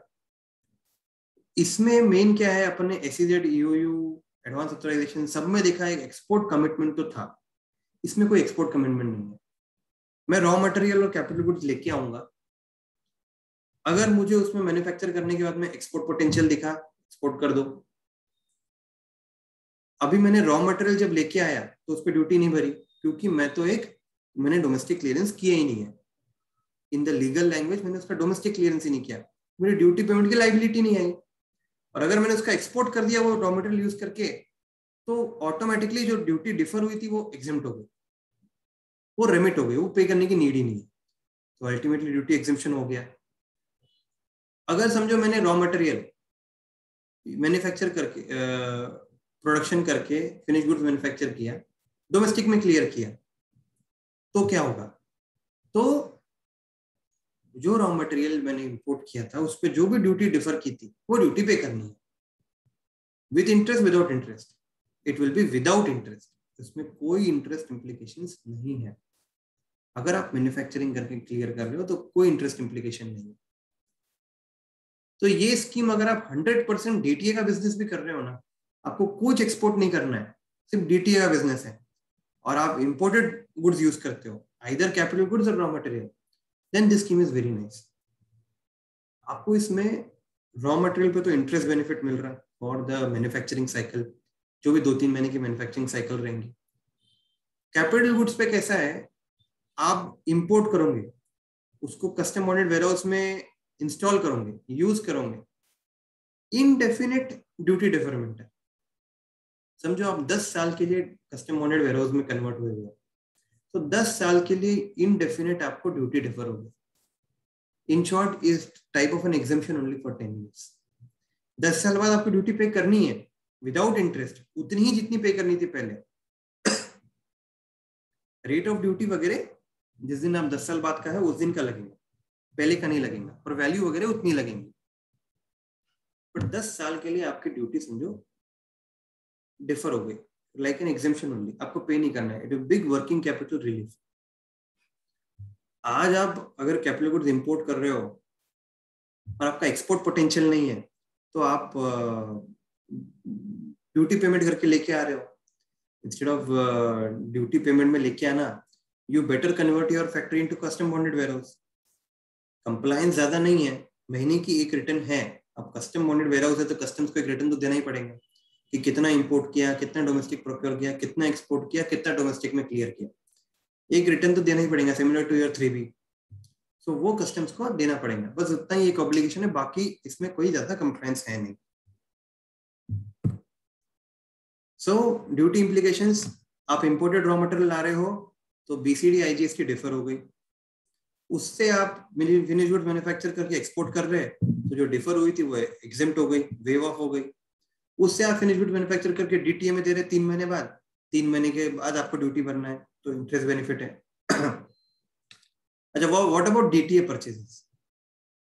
Is there any separate benefit? Is there any invalidation under advance licence? Is there any deemed export drawback? No, simple जो आज कर रहे हैं आप, GST पे करके आपको लाना है। सो नॉर्मल GST पे करके आप क्रेडिट ले लो। सिंगल एप्लीकेशन है, इसमें अभी रिलैक्सेशन आ गया कि आप जॉब वर्क भी करा सकते हैं। इंपोर्टेड रॉ मटेरियल लेके किसी को देके, जो मूवर में नहीं है उसको भी देके आप जॉब वर्क करके वापस ले सकते हैं। That is also there.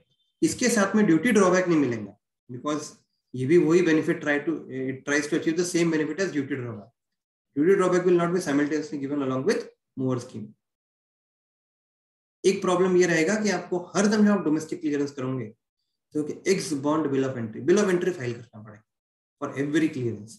यही इसमें एक प्रोसीजरल हैजल है, जिसके लिए अभी काफी एसोसिएशंस ने गवर्नमेंट को रिप्रेजेंटेशन भी दिया है।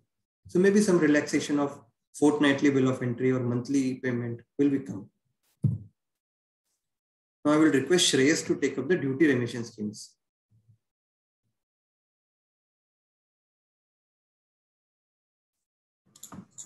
Hello, thank you Saurabh. So duty remission schemes जैसे सौरभ ने पहले बताया, ये स्कीम में आपको आउटराइट एग्जेम्पशंस नहीं मिलते हैं। ये स्कीम्स में आपको इनिशियली ड्यूटी पे करनी पड़ती है एंड आपको फिर गवर्नमेंट रिम्बर्स करती है जो भी आपने ड्यूटी पे किया, सब्जेक्ट टू उनकी कंडीशंस। तो इसमें मेजरली दो स्कीम्स है। Sir next.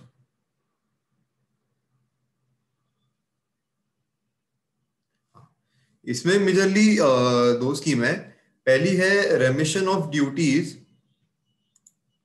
And taxes and on export products, जिसको हम रॉडटेप बोलते हैं। ये अभी बहुत एक नई स्कीम आई है, फ्रॉम 1 Jan 2021 ये इफेक्टिव हुई है। ये इसके सिमिलर में ही for garment manufacturers there is a rebate of state and central tax and levy scheme.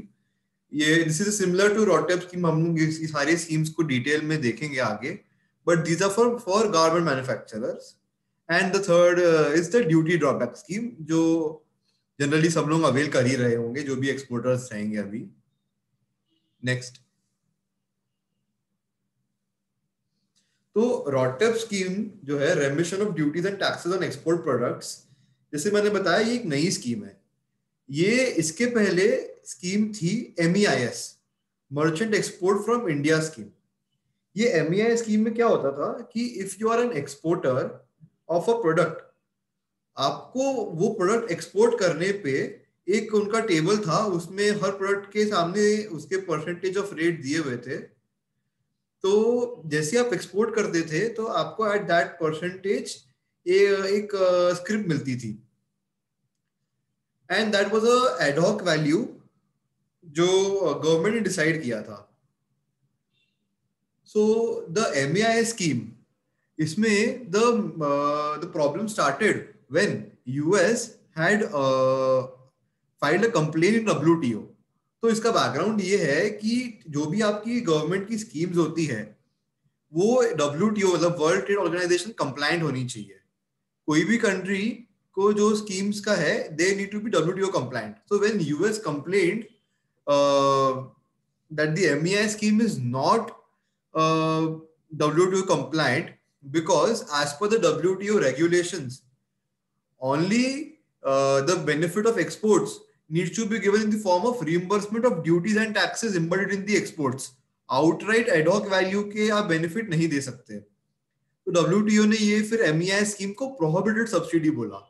तो जब ये WTO का ऑर्डर आया, उसके बाद धीरे धीरे गवर्नमेंट ने MEIS स्कीम फेज आउट करना शुरू कर दिया।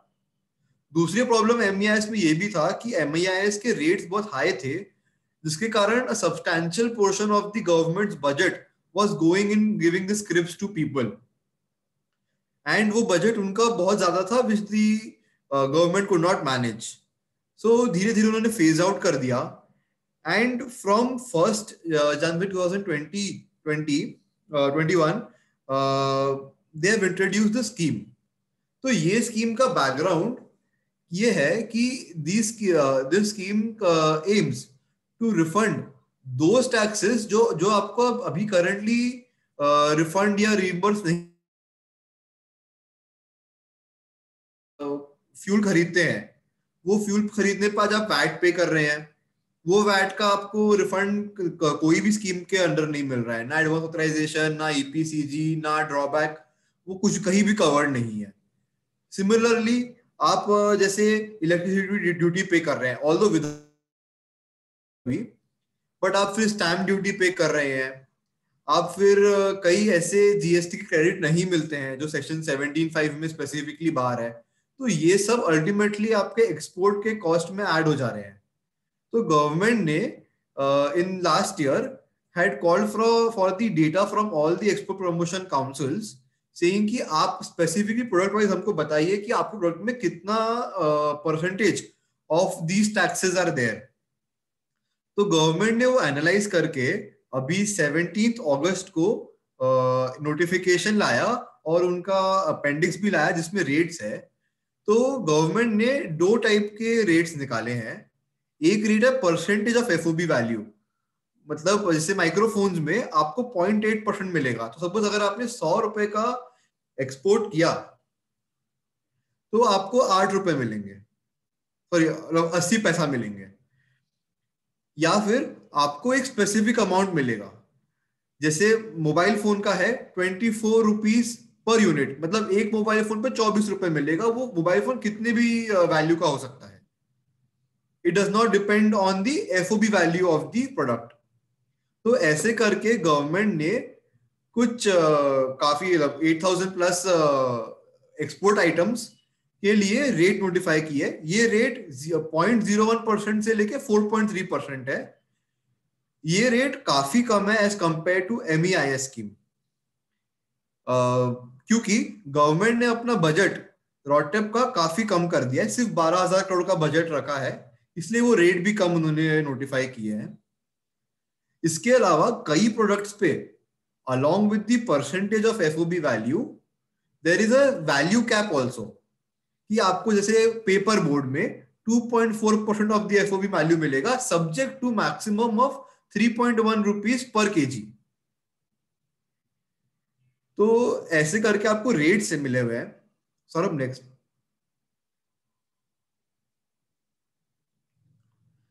तो अब ये रॉटअप स्कीम में जो भी प्रोडक्ट्स आपके वो अपेंडिक्स में फॉल कर रहे हैं उसमें आपको बेनिफिट मिलेगा, बट इन्होंने एक इनएलिजिबल कैटेगरी बनाई है कि कौन से टाइप्स के एक्सपोर्ट्स या कौन से मैन्युफैक्चरर्स को ये स्कीम के बेनिफिट नहीं मिलेंगे। उसमें से सबसे पहला आ रहा है export of imported goods as per para 2.46 of the FTP। ये कौन से गुड्स होते हैं? ये गुड्स वो होते हैं जो आपने इंपोर्ट किया and as it is export कर रहे हैं। तो गवर्नमेंट वो ऐसे एक्सपोर्ट्स जो आपने एज सच इंपोर्टेड प्रोडक्ट्स का आप एक्सपोर्ट कर रहे हो उस पे ये बेनिफिट नहीं दे रही है। सिमिलरली वैसे एक्सपोर्ट्स थ्रू ट्रांसशिपमेंट्स, मतलब आपने सपोज सिंगापुर से इंपोर्ट किया और उसको without clearance from customs as it is export कर दिया,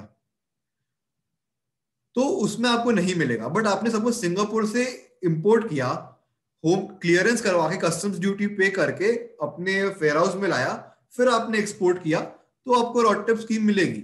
बट अगर आपने डायरेक्टली पोर्ट से ही भेज दिया कोई दूसरे कंट्री में तो आपको ये स्कीम नहीं मिलेगी। फिर कुछ प्रोडक्ट्स होते हैं जिनमें एक मिनिमम एक्सपोर्ट प्राइस या एक्सपोर्ट ड्यूटी लगती है, वैसे प्रोडक्ट्स को भी ये स्कीम नहीं मिलेगी। फिर कुछ ऐसे प्रोडक्ट्स होते हैं जो प्रोहिबिटेड होते हैं।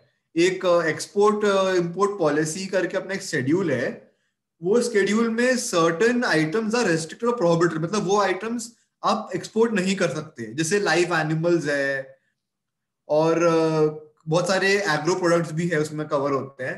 तो ये प्रोडक्ट जनरली एक्सपोर्ट के लिए प्रोहिबिटेड या रेस्ट्रिक्टेड होते हैं। गवर्नमेंट नहीं चाहती कि आप इसको एक्सपोर्ट करें, तो ऐसे प्रोडक्ट को एक्सपोर्ट करने पे भी आपको रॉटअप स्कीम नहीं मिलेगी। फिर डीम्ड एक्सपोर्ट, जैसे सौरभ ने बताया, डीम्ड एक्सपोर्ट्स गवर्नमेंट ने जनरली एक्सपोर्ट्स का मतलब क्या होता है कि आप कंट्री के बाहर गुड्स बेच रहे हैं, बट गवर्नमेंट ने कुछ ट्रांजैक्शंस जो इंडिया में ही होते हैं उनको डीम कर लिया एज एन एक्सपोर्ट्स। तो ये जैसे सौरभ ने बताया कि supply to EOU, supply to an advance authorisation holder, supply to an EPCG authorisation holder, तो ये कैटेगरीज ऑफ एक्सपोर्ट्स जहां पे गुड्स आउटसाइड इंडिया नहीं जा रहे हैं, फिजिकली एक्सपोर्ट्स नहीं हो रहे हैं, उनको भी रॉटअप नहीं मिलेगी। फिर supplies of products manufactured by DTA units to an SCZ। तो अगर आप एक DTA मतलब डोमेस्टिक मैन्युफैक्चरर है और आप SCZ को माल बेचते हैं तो आपको बेनिफिट नहीं मिलेगा। बट इसमें एक पॉइंट नोट करने का ये है कि कई बार हमने देखा ऐसा होता है कि DTA यूनिट सपोज SCZ वाले को एक ऑर्डर आया है एक्सपोर्ट का फॉरेन से, एंड वो SEZ सब कॉन्ट्रैक्ट कर देता है एक DTA को, एंड DTA डायरेक्टली वो गुड्स एक्सपोर्ट ना करके SEZ से रूट करवाता है कि वो DTA से SEZ में चले जाता है, फिर SEZ से एक्सपोर्ट हो जाता है। यहाँ पे ओनरशिप ट्रांसफर नहीं होती है, आपका इनवॉइस डायरेक्टली DTA से ही बनता है एक्सपोर्ट के लिए, बट वो वाया SEZ जाता है। तो ऐसे केस में पुराने MEI स्कीम में बॉम्बे एक्ट पर जजमेंट था जो बोलता था कि अगर एक DTA ने SEZ के थ्रू माल बेचा है ना कि SEZ को माल बेचा है, तब आपको MEI बेनिफिट मिलेगा। तो हमारे हिसाब से ऐसे ट्रांजैक्शंस में आपको रॉटेप भी मिलेगा।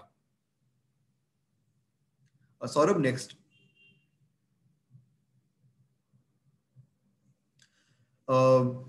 फिर वो सर ऐसे जैसे EOU होते हैं वैसे ही EHTP और BTP होते हैं, जिनको इलेक्ट्रॉनिक हार्डवेयर टेक्नोलॉजी पार्क होते हैं या बायोटेक्नोलॉजी पार्क होते हैं। तो इनको भी उन्होंने आउटसाइड दी परव्यू रखा है, उन्होंने IT इंडस्ट्री को इंक्लूड नहीं किया है ये स्कीम में। वैसे ही गुड्स, सेकेंड हैंड गुड्स अगर आप एक्सपोर्ट कर रहे हैं तो उस पर भी नहीं मिलेगा। और अगर आप कोई गुड्स मैन्युफैक्चर कर रहे हैं बॉर्डर्ड वेयरहाउसिंग स्कीम में, जो सौरभ ने अभी इसके पहले डिस्कस किया था, तो उसमें भी आपको नहीं मिलेगा। ये बहुत ही बड़ा सेटबैक है मूवर स्कीम के लिए, बिकॉज मूवर स्कीम गवर्नमेंट बहुत ही ज्यादा प्रमोट कर रही थी, and one of the major benefits जो हम लोग को लग रहा था कि मूवर में होगा इज कि it would be clubbed with RoDTEP scheme, but government ने स्पेसिफिकली रॉडटेप स्कीम मूवर को डिसअलाउ कर दिया है। तो जिसके कारण मूवर इतना अट्रैक्टिव अब लोगों को नहीं लग रहा है जितना वो पहले लग रहा था। उसके बाद इफ यू आर जैसे डीम्ड एक्सपोर्ट बताया, वैसे ही अगर आप गुड्स एक्सपोर्ट कर रहे हैं in discharge of your export obligation under advance authorisation या DFI, तभी भी आपको नहीं मिलेगा ये बेनिफिट। मतलब अगर आपने लाइसेंस, एडवांस लाइसेंस लेके रखा है एंड आप वो एडवांस लाइसेंस को फुलफिल करने के लिए एक्सपोर्ट कर रहे हैं, तो उसमें नहीं मिल रहा है, अभी नहीं मिल रहा है। गवर्नमेंट ये बोल रही है कि इन लोगों के लिए वो ऐसे ट्रांजैक्शंस के लिए वो स्पेसिफिक रेट, रिड्यूस रेट बाद में नोटिफाई करेगी। वैसे ही exports by an EOU, FTP, FTZ मतलब free trade zone and SEZs, इन लोगों को भी अभी इनएलिजिबल किया गया है, बट गवर्नमेंट बोल रही है कि फ्यूचर में इन लोगों को भी एक स्पेसिफिक अलग से रेट नोटिफाई किया जाएगा जो ऐसे एक्सपोर्टर्स को कवर करेगा। फिर आता है प्रोडक्ट्स मैन्युफैक्चर्ड और exported availing the benefit of notification 30 of 1997, which is job work. मतलब अगर आप जॉब वर्क ट्रांजैक्शन करते हैं, मतलब बाहर से गुड्स लाके जॉब वर्क इंडिया में करके वापस गुड्स जा रहे हैं, मतलब बेसिकली रिपेयर्स एंड एक्सेट्रा, तो उन लोगों को भी ये स्कीम एलिजिबल नहीं है। सेकेंडली एक्सपोर्ट फ्रॉम लास्ट जो है, export for which electronic document that is ICEGATE, EDI has not been generated, और export from non EDI port. तो अब इंडिया में दो टाइप के पोर्ट है, एक EDI port, non EDI port. Non EDI port बहुत कम बचे हैं, मैक्सिमम EDI पोर्ट्स हो गए हैं। तो अगर आपको एक नॉन EDI पोर्ट से करते हैं जो इलेक्ट्रॉनिक डॉक्यूमेंटेशन मेंटेन नहीं करता है, वैसे पोर्ट से करते हैं, तो आपको रॉडटेप नहीं मिलेगा। इसके पीछे का रीजन ये है कि रॉडटेप एक पूरी इलेक्ट्रॉनिक स्कीम है जिसमें मैनुअल इंटरवेंशन, तो इसलिए गवर्नमेंट चाहती है कि आप इलेक्ट्रॉनिक EDI पोर्ट से ही आप एक्सपोर्ट्स करें। तो इसमें अब आपको बेनिफिट लेने का क्या क्राइटेरिया है? पहला तो आपका जो गुड्स है, जो आपका HSN कोड है गुड्स का, जो आप इनवॉइस में लिखते हैं HSN कोड, वो ये टेबल जो इन्होंने बताया अपेंडिक्स 4R उसमें कवर होना चाहिए। अब ये जो अपेंडिक्स 4R है, इसमें उन्होंने कई गुड्स को एक्सक्लूड कर दिया है, कई चैप्टर्स ऑफ को भी एक्सक्लूड कर दिया है। तो अगर आपका ये गुड्स ये अपेंडिक्स 4R में फॉल नहीं कर रहा है, तो आप उसका बेनिफिट नहीं ले पाएंगे। आपको पहले गुड्स जो अपेंडिक्स 4R जो उनका टेबल है उसमें फॉल करना चाहिए। तो आपको सबसे पहले वही चेक करना है कि आपका गुड्स कवर्ड है कि नहीं कवर्ड है। अगर आपका गुड्स कवर्ड है, तब जब आप शिपिंग बिल फाइल कर रहे हैं, तब वहां पे एक कॉलम आता है या एक टिक आता है कि whether you intend to avail RoDTEP scheme. आपको वहां पे वाई करना है, यस। अगर आपने ये इंटेंट उस समय टिक नहीं किया या आपने गलती से एन टिक कर दिया, तो स्कीम में ये लिखा है कि अगर आपने एक बार इंटेंट मेंशन नहीं किया as why, then you will subsequently be not eligible to claim RoDTEP. तो ये बहुत ही जरूरी पॉइंट है कि आपको अपना इंटेंट विदाउट फेल वाई करना है शिपिंग बिल में, अगर आपको रॉटटेप स्कीम अवेल करना है तो। ऑल्दो हमने ये एमईआई स्कीम में देखा है कि एमईआई स्कीम में भी intent declaration was mandatory, but कई बार बिकॉज ऑफ सर्टन रीजंस या मिसकम्युनिकेशन बहुत लोग एमईआई स्कीम का इंटेंट शिपिंग बिल में डिक्लेयर नहीं करते थे। तो उसमें कई बार कोर्ट्स ने ये बोला है कि आप ये प्रोसीजरल लैप्स है, इसके कारण आपको substantial benefit of the scheme deny नहीं होना चाहिए। बट फिर भी ये लिटिगेशन का एक स्कोप बन जाता है। इससे अच्छा ये है कि यू इंश्योर, आप अपने सीएचए को या जो भी आपका शिपिंग बिल फाइल करते हैं उनको एक स्पेसिफिक इंस्ट्रक्शन दे दीजिए कि आपको सारे शिपिंग बिल्स में इंटेंट को यस करना है।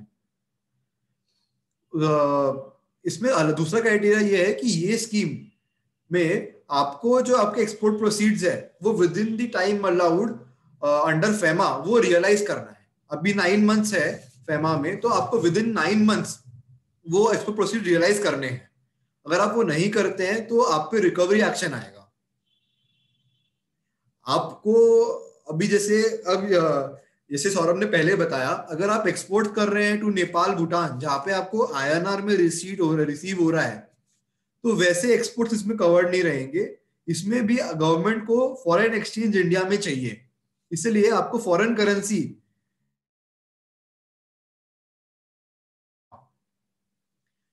अभी ये स्कीम जस्ट नोटिफाई हुई है, तो गवर्नमेंट इसका प्रोसीजरल एस्पेक्ट एंड इसके details regarding the rules, conditions, recovery mechanism, application कैसे करना है वो अभी डिटेल में बताने का है। बट जितना गवर्नमेंट ने एक ब्रीफ स्ट्रक्चर दिया है वो स्ट्रक्चर ये है कि आप अभी जब अपना शिपिंग बिल में इंटेंट डालेंगे, वो शिपिंग बिल फिर आपका इनका जो आरएमएस मैकेनिज्म है उसके थ्रू पास करेगा, उसकी वेरिफिकेशन होगा। वो वेरिफिकेशन के बाद अगर आप एलिजिबल है तो ये लोग स्क्रॉल जनरेट करेंगे। वो स्क्रॉल जनरेट होगी और आप अपने आइसगेट पोर्टल में लॉगिन करके वो स्क्रॉल से आप अपना स्क्रिप्ट बनवा सकते हैं। तो ये जो स्क्रिप्ट्स आपको मिलेगी, ये स्क्रिप्ट्स सौरभ नेक्स्ट कर लेना, ये जो आपको इलेक्ट्रॉनिक स्क्रिप्ट्स मिलेगी, ये स्क्रिप्ट्स आपको बेसिक कस्टम्स ड्यूटी पेमेंट करने के लिए ही यूज कर पाओगे, आप जीएसटी पे नहीं कर पाएंगे इससे। कई लोग का ऐसा होगा कि उनके पास बेसिक कस्टम्स ड्यूटी पे करने लग इंपोर्ट ही नहीं है तो वो पे नहीं कर पाते हैं, तो उसके लिए ये स्क्रिप्ट्स आर फ्रीली ट्रांसफरेबल। आप ये स्क्रिप्ट्स किसी को भी बेच सकते हैं आराम से, एंड इसका एक प्रॉपर मार्केट भी है जहां पे ये स्क्रिप्ट्स बिकती है। इसका एक बहुत अच्छा एडवांटेज ये है जो हमको बाकी स्कीम से मिलता है कि इसमें मैनुअल इंटरवेंशन मिनिमम या आप कह सकते हैं बिल्कुल नहीं है। तो इसमें आपका डीजीएफटी जाना, कस्टम डिपार्टमेंट जाना बिल्कुल नहीं है। It is a completely online based application, online based processing and online based benefit. तो ये सबसे अच्छी बात है इसकी आज के सिनारियो में। अब ये स्कीम में जो थोड़े इश्यूज है या इनकंसिस्टेंसीज है वो ये है कि पहला, ये स्कीम ने ना फार्मा सेक्टर, केमिकल सेक्टर और आयरन स्टील सेक्टर को एक्सक्लूड कर दिया है। अब इसके पीछे का रीजन ऐसा कुछ गवर्नमेंट ने बताया नहीं है, बट हमारे हिसाब से क्योंकि गवर्नमेंट के budget for giving this RoDTEP scheme is very low as compare to MEI scheme, इसीलिए जो सेक्टर्स जिसमें सबसे ज्यादा एक्सपोर्ट्स हो रहे हैं इंडिया से उनको एक्सक्लूड कर दिया है। बिकॉज ये सेक्टर के एक्सपोर्ट्स वैसे भी होते हैं, इनको अगर ये बेनिफिट नहीं भी दिया जाए तो ये सर्वाइव कर पाते हैं। तो आई थिंक गवर्नमेंट का ये एक इंटेंशन के उन्होंने उनको अभी कवर नहीं दिया है। दूसरा, हम लोग को काफी लोगों ने ये बोला है कि हमने जितना कॉस्ट है हमारा of VAT, of mandi tax या ऑफ स्टैम्प ड्यूटी, वो कॉस्ट को एडिक्वेटली कवर नहीं किया गया बाय द रेट्स। बहुत ही लो रेट्स अनाउंस की गवर्नमेंट ने, जिस कारण जो हमारा एक्चुअल कॉस्ट है वो पूरा कवर नहीं हो पा रहा है। तो इसके पीछे का भी I think the reason will be the low budget of the government. दूसरा जो सबसे हम लोग को लग रहा है कि एक बहुत बड़ा सेटबैक है कि वो है कि रॉडटेप का बेनिफिट बॉन्डेड मैन्युफैक्चरिंग को नहीं मिला है। Similarly advance authorisation, EOU, SEZ को ये बेनिफिट नहीं मिला है। इसके पीछे का कोई रीजन हम लोगों को समझ में नहीं आ रहा है, बिकॉज जो आपको एडवांस ऑथराइजेशन और आपको EOU SEZ में जो ड्यूटीज आपको रिम्बर्स या एग्जेम्प्ट होती थी, वो ड्यूटीज रॉडटेप रिम्बर्स करने नहीं वाला है। RoDTEP is taking care of different duties and advance authorisation is taking care of different duties. So अभी उनको कवर नहीं किया गया है, बट गवर्नमेंट बोल रही है कि उनको कवर कर सकते हैं। तो ये है, बट इसमें ये क्लैरिटी है कि रॉडटेप और ड्यूटी ड्रॉबैक आपको साथ में मिलेगा। दूसरा इशू जैसे मैंने आपको पहले डिस्कस किया कि बहुत लोग को आपका इंटेंट नहीं डिक्लेयर करने के कारण रॉडटेप स्कीम को का बेनिफिट नहीं मिलेगा। तो इसमें इसलिए सबसे इंपॉर्टेंट है कि आप इंटेंट डिक्लेयर करें, और नहीं करें और कोई बोनाफाइड एरर है तो देन उसका फिर solution is to go into litigation and then fight for it. Saurabh next. तो जैसे मैंने आपको बताया कि रॉडटेप स्कीम है, रॉडटेप स्कीम में articles of textile and apparels and made up garments covered नहीं है। उनके लिए मिनिस्ट्री ऑफ टेक्सटाइल्स ने सेपरेट स्कीम अनाउंस की है। ये स्कीम उन्होंने 7 मार्च 2019 से लाई है। ये स्कीम आपको मिलती है export of garments and made ups. It is a scheme very similar to the RoDTEP scheme. तो ये स्कीम में जैसे ये scheme is effective up to 31 March 2024 and ये स्कीम में similar to RoDTEP there have been rates notified for your HSN items. तो इसमें जो आइटम्स है उसमें शेड्यूल 1 और 2 है जो आपको सेंट्रल और स्टेट लेवीज का रिम्बर्समेंट दे रहे हैं। और सिमिलरली अगर आप एडवांस ऑथराइजेशन भी यूज कर रहे हैं तो इसका ये स्कीम का फायदा ये है कि ये एडवांस ऑथराइजेशन के साथ आप क्लब कर सकते हैं। मतलब if you are availing advance authorisation benefit then also you have a special rates which are lower rates notified for this scheme. So this scheme can be clubbed with advanced authorization scheme. Saurabh next. अब हम duty drawback cover करेंगे। Duty drawback में there are typically 2 types of duty drawback. Section 74 of the Customs Act covers drawback when you are re-exporting the imported goods, and section 75 है which provides for drawback of manufactured goods which are exported. Saurabh next.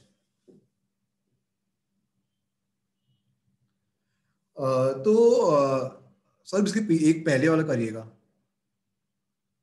हाँ, section 74 जैसे मैंने आपको बताया ये जो drawback है ये आपको री एक्सपोर्ट ऑफ इंपोर्टेड गुड्स में मिलता है। री इंपोर्ट ऑफ एक्सपोर्टेड गुड्स मतलब क्या होता है कि आपने कोई गुड्स इंपोर्ट किया और आप वही प्रोडक्ट्स को एक्सपोर्ट कर रहे हो। तो ये ड्रॉबैक जो आपने इंपोर्ट करते वक्त जो आपने ड्यूटी सफर की है इंक्लूडिंग GST, उसका आपको 98% of that duty suffered reimburse करता है। IGST और सेस का ड्रॉबैक तभी मिलता है जब आपने उसका क्रेडिट नहीं लिया हो। ये ड्रॉबैक क्लेम करने के लिए कुछ 2-3 आपको कंडीशंस है। पहला कंडीशन ये है कि जो आपने गुड्स इंपोर्ट किया है वही गुड्स एक्सपोर्ट करने हैं। तो इसका बाकायदा कस्टम्स डिपार्टमेंट उसको चेक करती है, सर्टिफाई करती है। Only when it is prove to their satisfaction that the export product is the same which was imported, then only they will sanction you the drawback.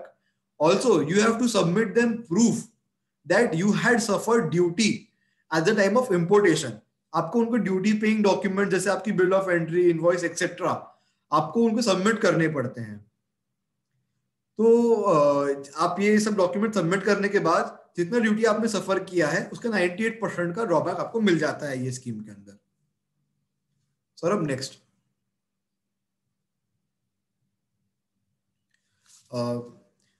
जो एक जनरल ड्रॉबैक होता है जो हम सब जानते हैं, section 75 of the customs act में होता है। ये ड्रॉबैक गवर्न होता है customs and central excise duty drawback rule 2017 जो 1 अक्टूबर 2017 से आए हैं। उसके पहले custom central excise duty and service tax drawback rules 1995 होता था। ये जीएसटी के आने के बाद नया रूल आया है। तो ये ड्रॉबैक में 2 टाइप के ड्रॉबैक्स होते हैं। एक होता है ऑल इंडस्ट्री रेट ड्रॉबैक। इसमें गवर्नमेंट एक नोटिफिकेशन लाती है जिसमें वो HSN वाइज हर गुड्स के एक all industry rate of drawback fix कर देती है। ये all industry rate of drawback आपको वो नोटिफाइड रेट के हिसाब से मिल जाता है, इररिस्पेक्टिव कि आपने एक्चुअली ड्यूटी सफर किया है कि नहीं किया है, आपने एक्चुअली रॉ मटेरियल्स इंपोर्ट किया है कि नहीं किया है, और अगर आपने इंपोर्ट किया है तो उस पर कितनी ड्यूटी सफर की है। It is not contingent to that. हो सकता है कि आप पूरे गुड्स डोमेस्टिकली बाय कर रहे होंगे और आप फिर एक्सपोर्ट कर रहे होंगे, तो भी आपको ये all industry rate of drawback मिलेगा। ये एक बहुत बड़ा कंफ्यूजन होता है कि आपको ड्रॉबैक ओनली इफ आपने इंपोर्ट ड्यूटी सफर की तभी मिलता है। ऐसा नहीं है, मैं वापस बोल रहा हूं, ऐसा नहीं है। All industry rate of drawback is a general rate of drawback जो आपको वो एक्सपोर्ट करने पे ऑटोमेटिकली मिल जाता है। उसके लिए आपको कोई डॉक्यूमेंट लाइक ड्यूटी सफर डॉक्यूमेंट या आपका इंपोर्ट का डॉक्यूमेंट कुछ सबमिट नहीं करना होता है। अब इसमें अगर आपको ऐसा लगता है कि आपका जो ऑल इंडस्ट्री रेट का ड्रॉबैक जो नोटिफाई किया गया है by the government which is less than 80% of the actual duty suffered by you, या आपके प्रोडक्ट के लिए कोई भी all industry rate of drawback notify नहीं किया है, तब आपको गवर्नमेंट को एप्लीकेशन करनी पड़ती है कि मेरा एक brand rate of drawback fix कर दो। ब्रांड रेट ऑफ ड्रॉबैक मतलब स्पेसिफिकली मेरे लिए एक drawback rate you have to the government will notify. तो जब आप ये brand rate of drawback application के समय आपको एक्चुअल में ड्यूटी सफर करनी पड़ेगी। मतलब ऐसा नहीं हो सकता कि आपने ड्यूटी नहीं सफर किया है and you can apply for drawback brand rate of drawback. तो जब आप ब्रांड रेट ऑफ ड्रॉबैक जाओगे तब गवर्नमेंट आपसे सारे डॉक्यूमेंट्स मांगेगी कि आपने ये एक्सपोर्ट प्रोडक्ट्स के लिए जो भी रॉ मटेरियल्स लाए हैं उसमें आपने एक्चुअली कितना ड्यूटी सफर किया है, और वो ड्यूटी सफर जो ड्यूटी का अमाउंट है उसको देख के गवर्नमेंट आप पे एक रेट नोटिफाई करेगी। नेक्स्ट अब जैसे हमने सारी स्कीम्स तो देख ली है कि कौन सी स्कीम्स हमारी एक्सपोर्ट इंसेंटिव्स स्कीम्स है। अब आपको सौरभ बताएंगे कि इसमें से कौन सी स्कीम कौन से टाइप ऑफ एक्सपोर्टर के लिए परफेक्ट है।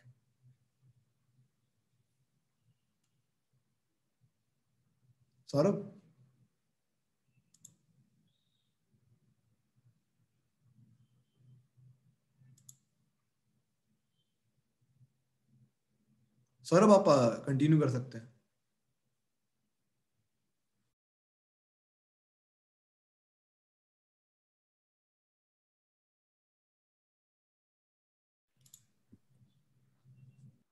Yes. Am I audible? Yes, sir. Yes, sir. Audible. So I think so we have already exceeded our time limit, but we'll just take 5 minutes and wrap this up. So we have given you a lot of information on all the schemes, advanced authorization or various EOU, SEZ, APCG, or alternatively duty drawback. But what to opt in which scenario is a very major question. It's a matter of analysis, factual analysis of exporter specific analysis. That what is your actual scenario? How much is your DTA business? How much is your export business? Vis-a-vis how much is your imported raw material? How much is your domestic raw material? What is the drawback amount which is given to you? What is the actual rate of duty you are suffering? What is the plant and machinery investment are you proposing, not proposing? So it's a very mix of various factors when you see which is the right scheme for you. So first is you need to make analysis. The most simple scheme is the duty drawback scheme. You have to do nothing. Like Shreyas said, shipping bill may you tick yes, I want to claim drawback, and you get an amount, whatever percentage is given to you. This is the most simple scheme, no application, direct bank account refund. But here there is an interest cost. You first have to pay the import duties. If you have an imported raw material, you have to pay the import duties and then you get the refund. So there is an interest cost because there is a manufacturing cycle difference. There is so that needs to be taken into account. There's a procedural cost if you don't apply for drawback and apply for any other scheme. That also you need to see. If I go outside the drawback scheme and offer some other scheme, what is the procedure? What is the procedural cost? What is the manpower cost I will require? So this is an analysis. What is my drawback amount which I am eligible? Vis-a-vis what is the actual import duties I am suffering on the imported goods? And actually you may be also suffering import duties. Whatever raw material you are procuring from your suppliers, during the whole supply chain, the suppliers are also using some imported material. They are also suffering some import duties. So whether those duties are all taken care of in the drawback model. And even if it's not taken care, whether the procedural cost is exceeding if I go into some other model. So that kind of analysis you need to do. We had prepared this illustration, but we'll skip this. Here we had just discussed what is the export value, drawback rate, what is the actual duty suffered. I told you supply chain mein there also import duty suffered. So for an example, we took deemed export drawback, whatever is eligible on that raw material under advance authorization scheme or anything. Whatever deemed export raw material is eligible, take that into account for calculation purpose. Interest cost, what is coming, take that into calculation. Then it's a mix of all these factors to determine whether I should go for average AIR drawback or branded drawback, or should not go for drawback, but for advance authorization or other schemes. One question was there, I think the Shreyas has answered it, that under drawback model, not necessary you import the raw material. Even if you have 100% domestic raw material, you can get the all industry rate of drawback. There is a myth in the exporter that you need to actually suffer some duties, but that is a wrong myth. Proportion of business. So I told what is the proportion of your turnover. What is the proportion of your export business is high proportion. Go for some SEZ EOU if you are able to meet the procedural cost of SEZ and EOU. There you may get some additional fiscal benefits. But as I said, SEZ may income tax benefit, now it is not there.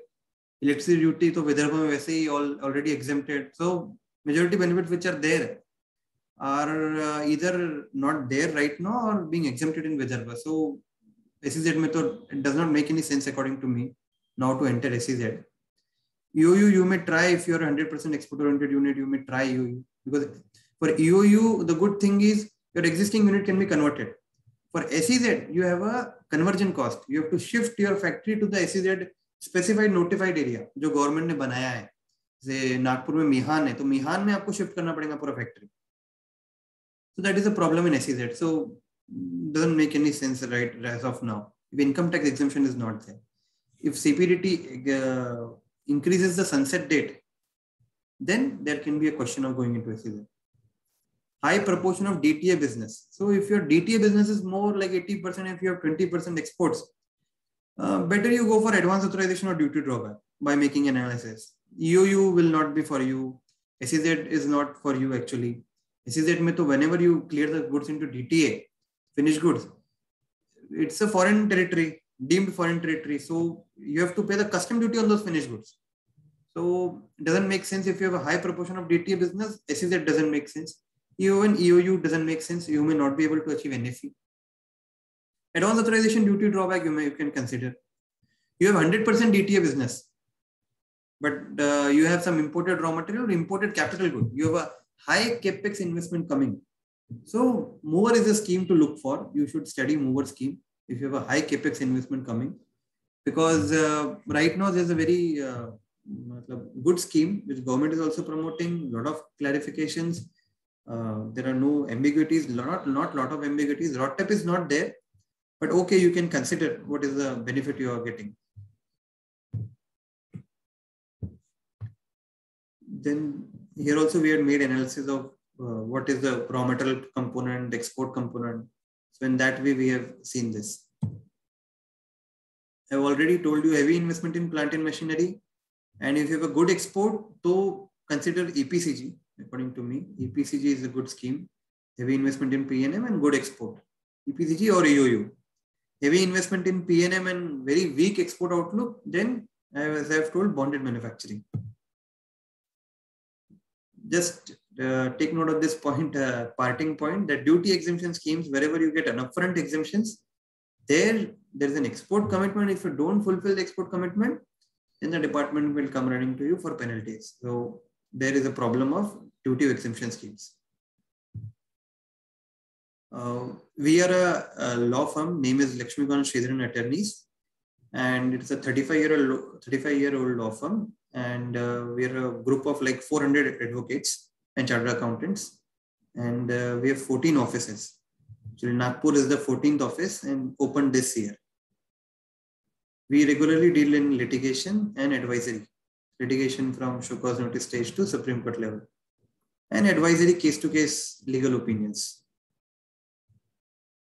We are into these many practice areas: GST, custom, foreign trade policy, WTO, international trade, direct tax, IPR, corporate, commercial litigation, arbitration, competition law, insolvency and bankruptcy law. IPR we have a lot, big patenting also, patent trademark.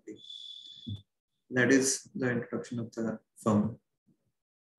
Thank you for your patient listening. Professor, we can take some questions which are there.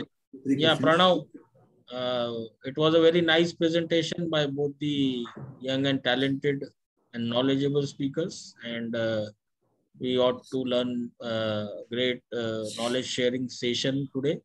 And in detail, they have explained the ins and outs, the pros and cons of the various schemes. And now the exporter or the entrepreneur has to decide in which scheme he has to opt, looking about his transactions, about his capex, about its export turnover, and considering all these factors, he must take the decision. So this is the message that both the speakers has given to us, and it was a very nice presentation indeed. I will request our Secretary Pranavji to please take up the question and answers. Some are in the chat box, and we can have a session up to 6:15, 6:20. So we can take up the questions till that time. Yes, sir. Thank you. Thank you, Saurabh sir and Shreyas sir. It was really very good, very detailed and pretty technical. So many of the people would like to know more about this, and they would probably be contacting you. You help us in all these things. So it's good. Some people have asked for your email address and contact details. So it is good that it is visible here. I hope you must have seen the questions which are there in the chat box. I think you have already answered a couple of them. So I'll just run through. If they have been left out, we'll discuss it. Yes, and Mr. Naveen has raised his hand. So we'll take his question at the end of this chat box questions. So first is, can already license holder for manufacturing end products can make into a bonded warehouse without surrendering the earlier license? For example, cosmetic manufacturing license holder. Good question. So means you have already have an advanced license. So according to us, along with custom bonded warehouse, you can avail advanced authorization and EPCG scheme also. But this does not seems to be, there is no bar in the regulations for mover. There is no bar that you cannot avail advanced license or FTP schemes. So if there is no bar, you can avail the license also. But transitioning into mover with an already existing license may be difficult. Customs may not allow.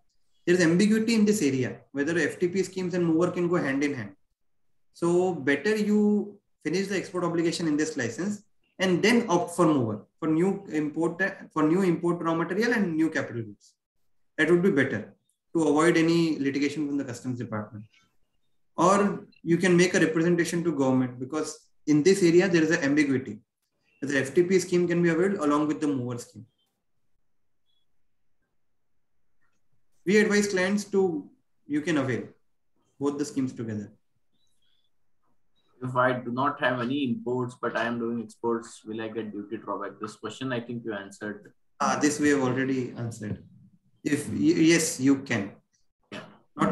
Drawback is an average rate. It's an industry average. It's not an exporter specific rate. It's an industry average the government has determined. There are many circulars and case laws which say that it's an industry average and you did not actually incur the duties to claim that fixed rate. If RODTEP is claimed in shipping bill, the refund on accumulated ITC on zero rated supply not eligible, correct? Shreyas, will you take this? Sir, RODTEP, the answer is you can take both benefits. RODTEP and GST refund claim are two separate things. So RODTEP takes care of local duties and taxes. So you can definitely claim the RODTEP at the time of export.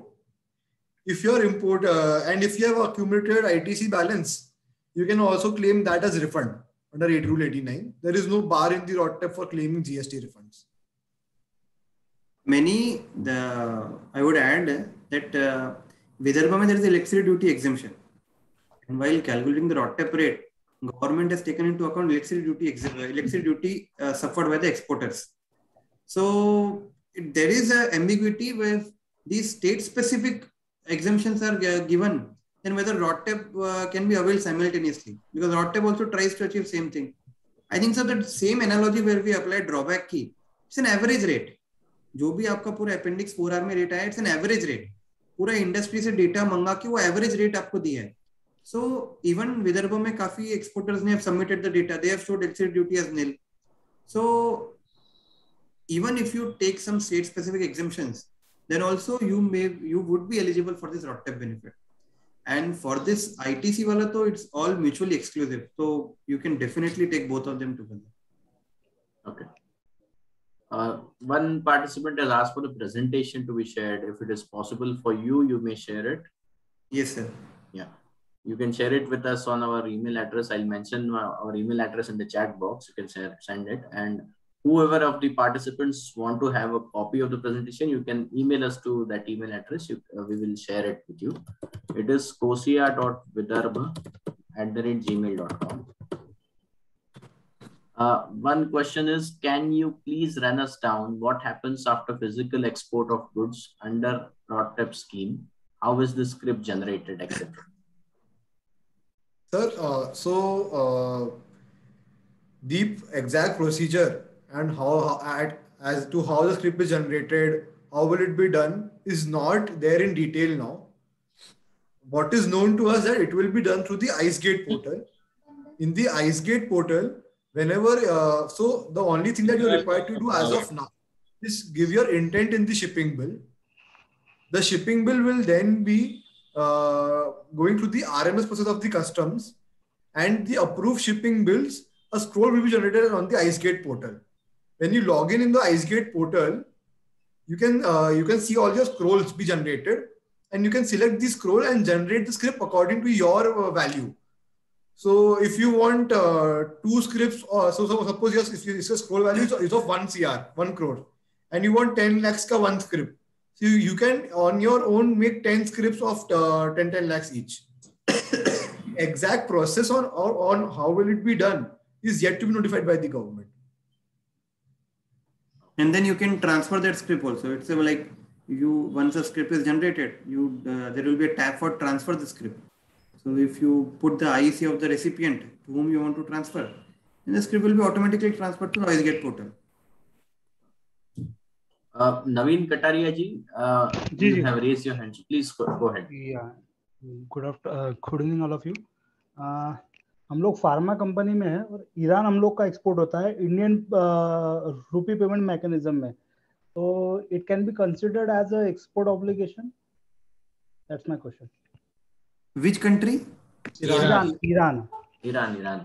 Okay. And that is under the rupee payment mechanism and the export collection in INR. Okay. Sir, for this is you are availing advance license? No, not yet. That's why I'm asking. अभी तक कोई advance license हम लोग ने लिया नहीं है. But in future plan कर रहे हैं एडवांस लाइसेंस लेने का। तो और मैक्सिमम एक्सपोर्ट भी ईरान होता है, यानी काफ़ी है अमाउंट उसमें, तो it will be considered as export obligation. तो फिर वैसा कोई प्लान करना पड़ेगा। That's why Sir, according to us, it is there that you have to realize in free foreign exchange unless otherwise specified. correct. In chapter 2 of the FTP, it is specified that for Iran, you can realize the proceeds through INR under the rupee payment mechanism. If it is separately specified under the FTP, then I think so you will be eligible for the benefit. But this may require some detailed deliberation offline. Okay. If you can give your number, we can detail discuss the scheme. Yeah, no issue. I have shared. And one thing also, we are in pharma, so major raw material is imported. So and we can sell in domestic also and export also. तो इसका जो calculation होगा advance licence का, जो obligations का, वो कैसे करेंगे, उसको कुछ ब्रीफ कर पाएंगे? सर, आपको जो भी एक्सपोर्ट जब लाइसेंस लेने जाओगे तो आपने ये चेक किया है कि आपका साइन में है कि नॉर्म्स में है? नहीं, वो चेक नहीं किया अभी तक के। सबसे पहले आपको वो चेक करना पड़ेगा कि मेरा जो प्रोडक्ट है वो साइन की बुक में है क्या। नहीं तो आपको एक इनपुट आउटपुट के लिए अप्लाई करना पड़ेगा। वो अप्लाई करने के बाद में आपको जो क्वांटिटी आपको अप्लाई करनी है, मतलब जो एक इंपोर्ट की क्वांटिटी आपको लेना है लाइसेंस में, you can make an application for that quantity. Okay, but major जो रॉ मटेरियल है वो 100% इंपोर्टेड है। मैं अगर डोमेस्टिक भी सेल करता हूँ तो इंपोर्टेड रॉ मटेरियल यूज करके ही मैं उसको सेल करता हूँ, मैन्युफैक्चरिंग करके। नहीं सर, एडवांस लाइसेंस में आपको एक्सपोर्ट ऑब्लिगेशन रहेगा। सो वहां पे इंपोर्टेड रॉ मटेरियल लाके आप डोमेस्टिक सेल कर रहे हो, वो अलाउड नहीं रहेगा। वो अलाउड नहीं रहेगा। तो 200 अगर मेरे को लग रहा है तो 100 मेरा अगर एक्सपोर्ट है तो मेरे को लाइसेंस सिर्फ 100 के लिए ही मेरे को अवेल करना पड़ेगा। करेक्ट। और आपकी अगर ड्यूटी बहुत है और यही बिजनेस है आपका, तो आप मूवर सोच सकते हैं जहाँ पे आपको इंटरेस्ट बेनिफिट मिलेगा अगर आप ड्यूटी का परसेंटेज बहुत ज्यादा है तो। बट वो प्रोसेस थोड़ा कम्बरसम नहीं है क्या कि हर डोमेस्टिक एक्सपोर्ट के ऊपर, हर डोमेस्टिक डिस्पैच पे अपन ड्यूटी पे करो? वो अभी चल रहा है, हर एसोसिएशन ने उसके रिप्रेजेंटेशन किया है।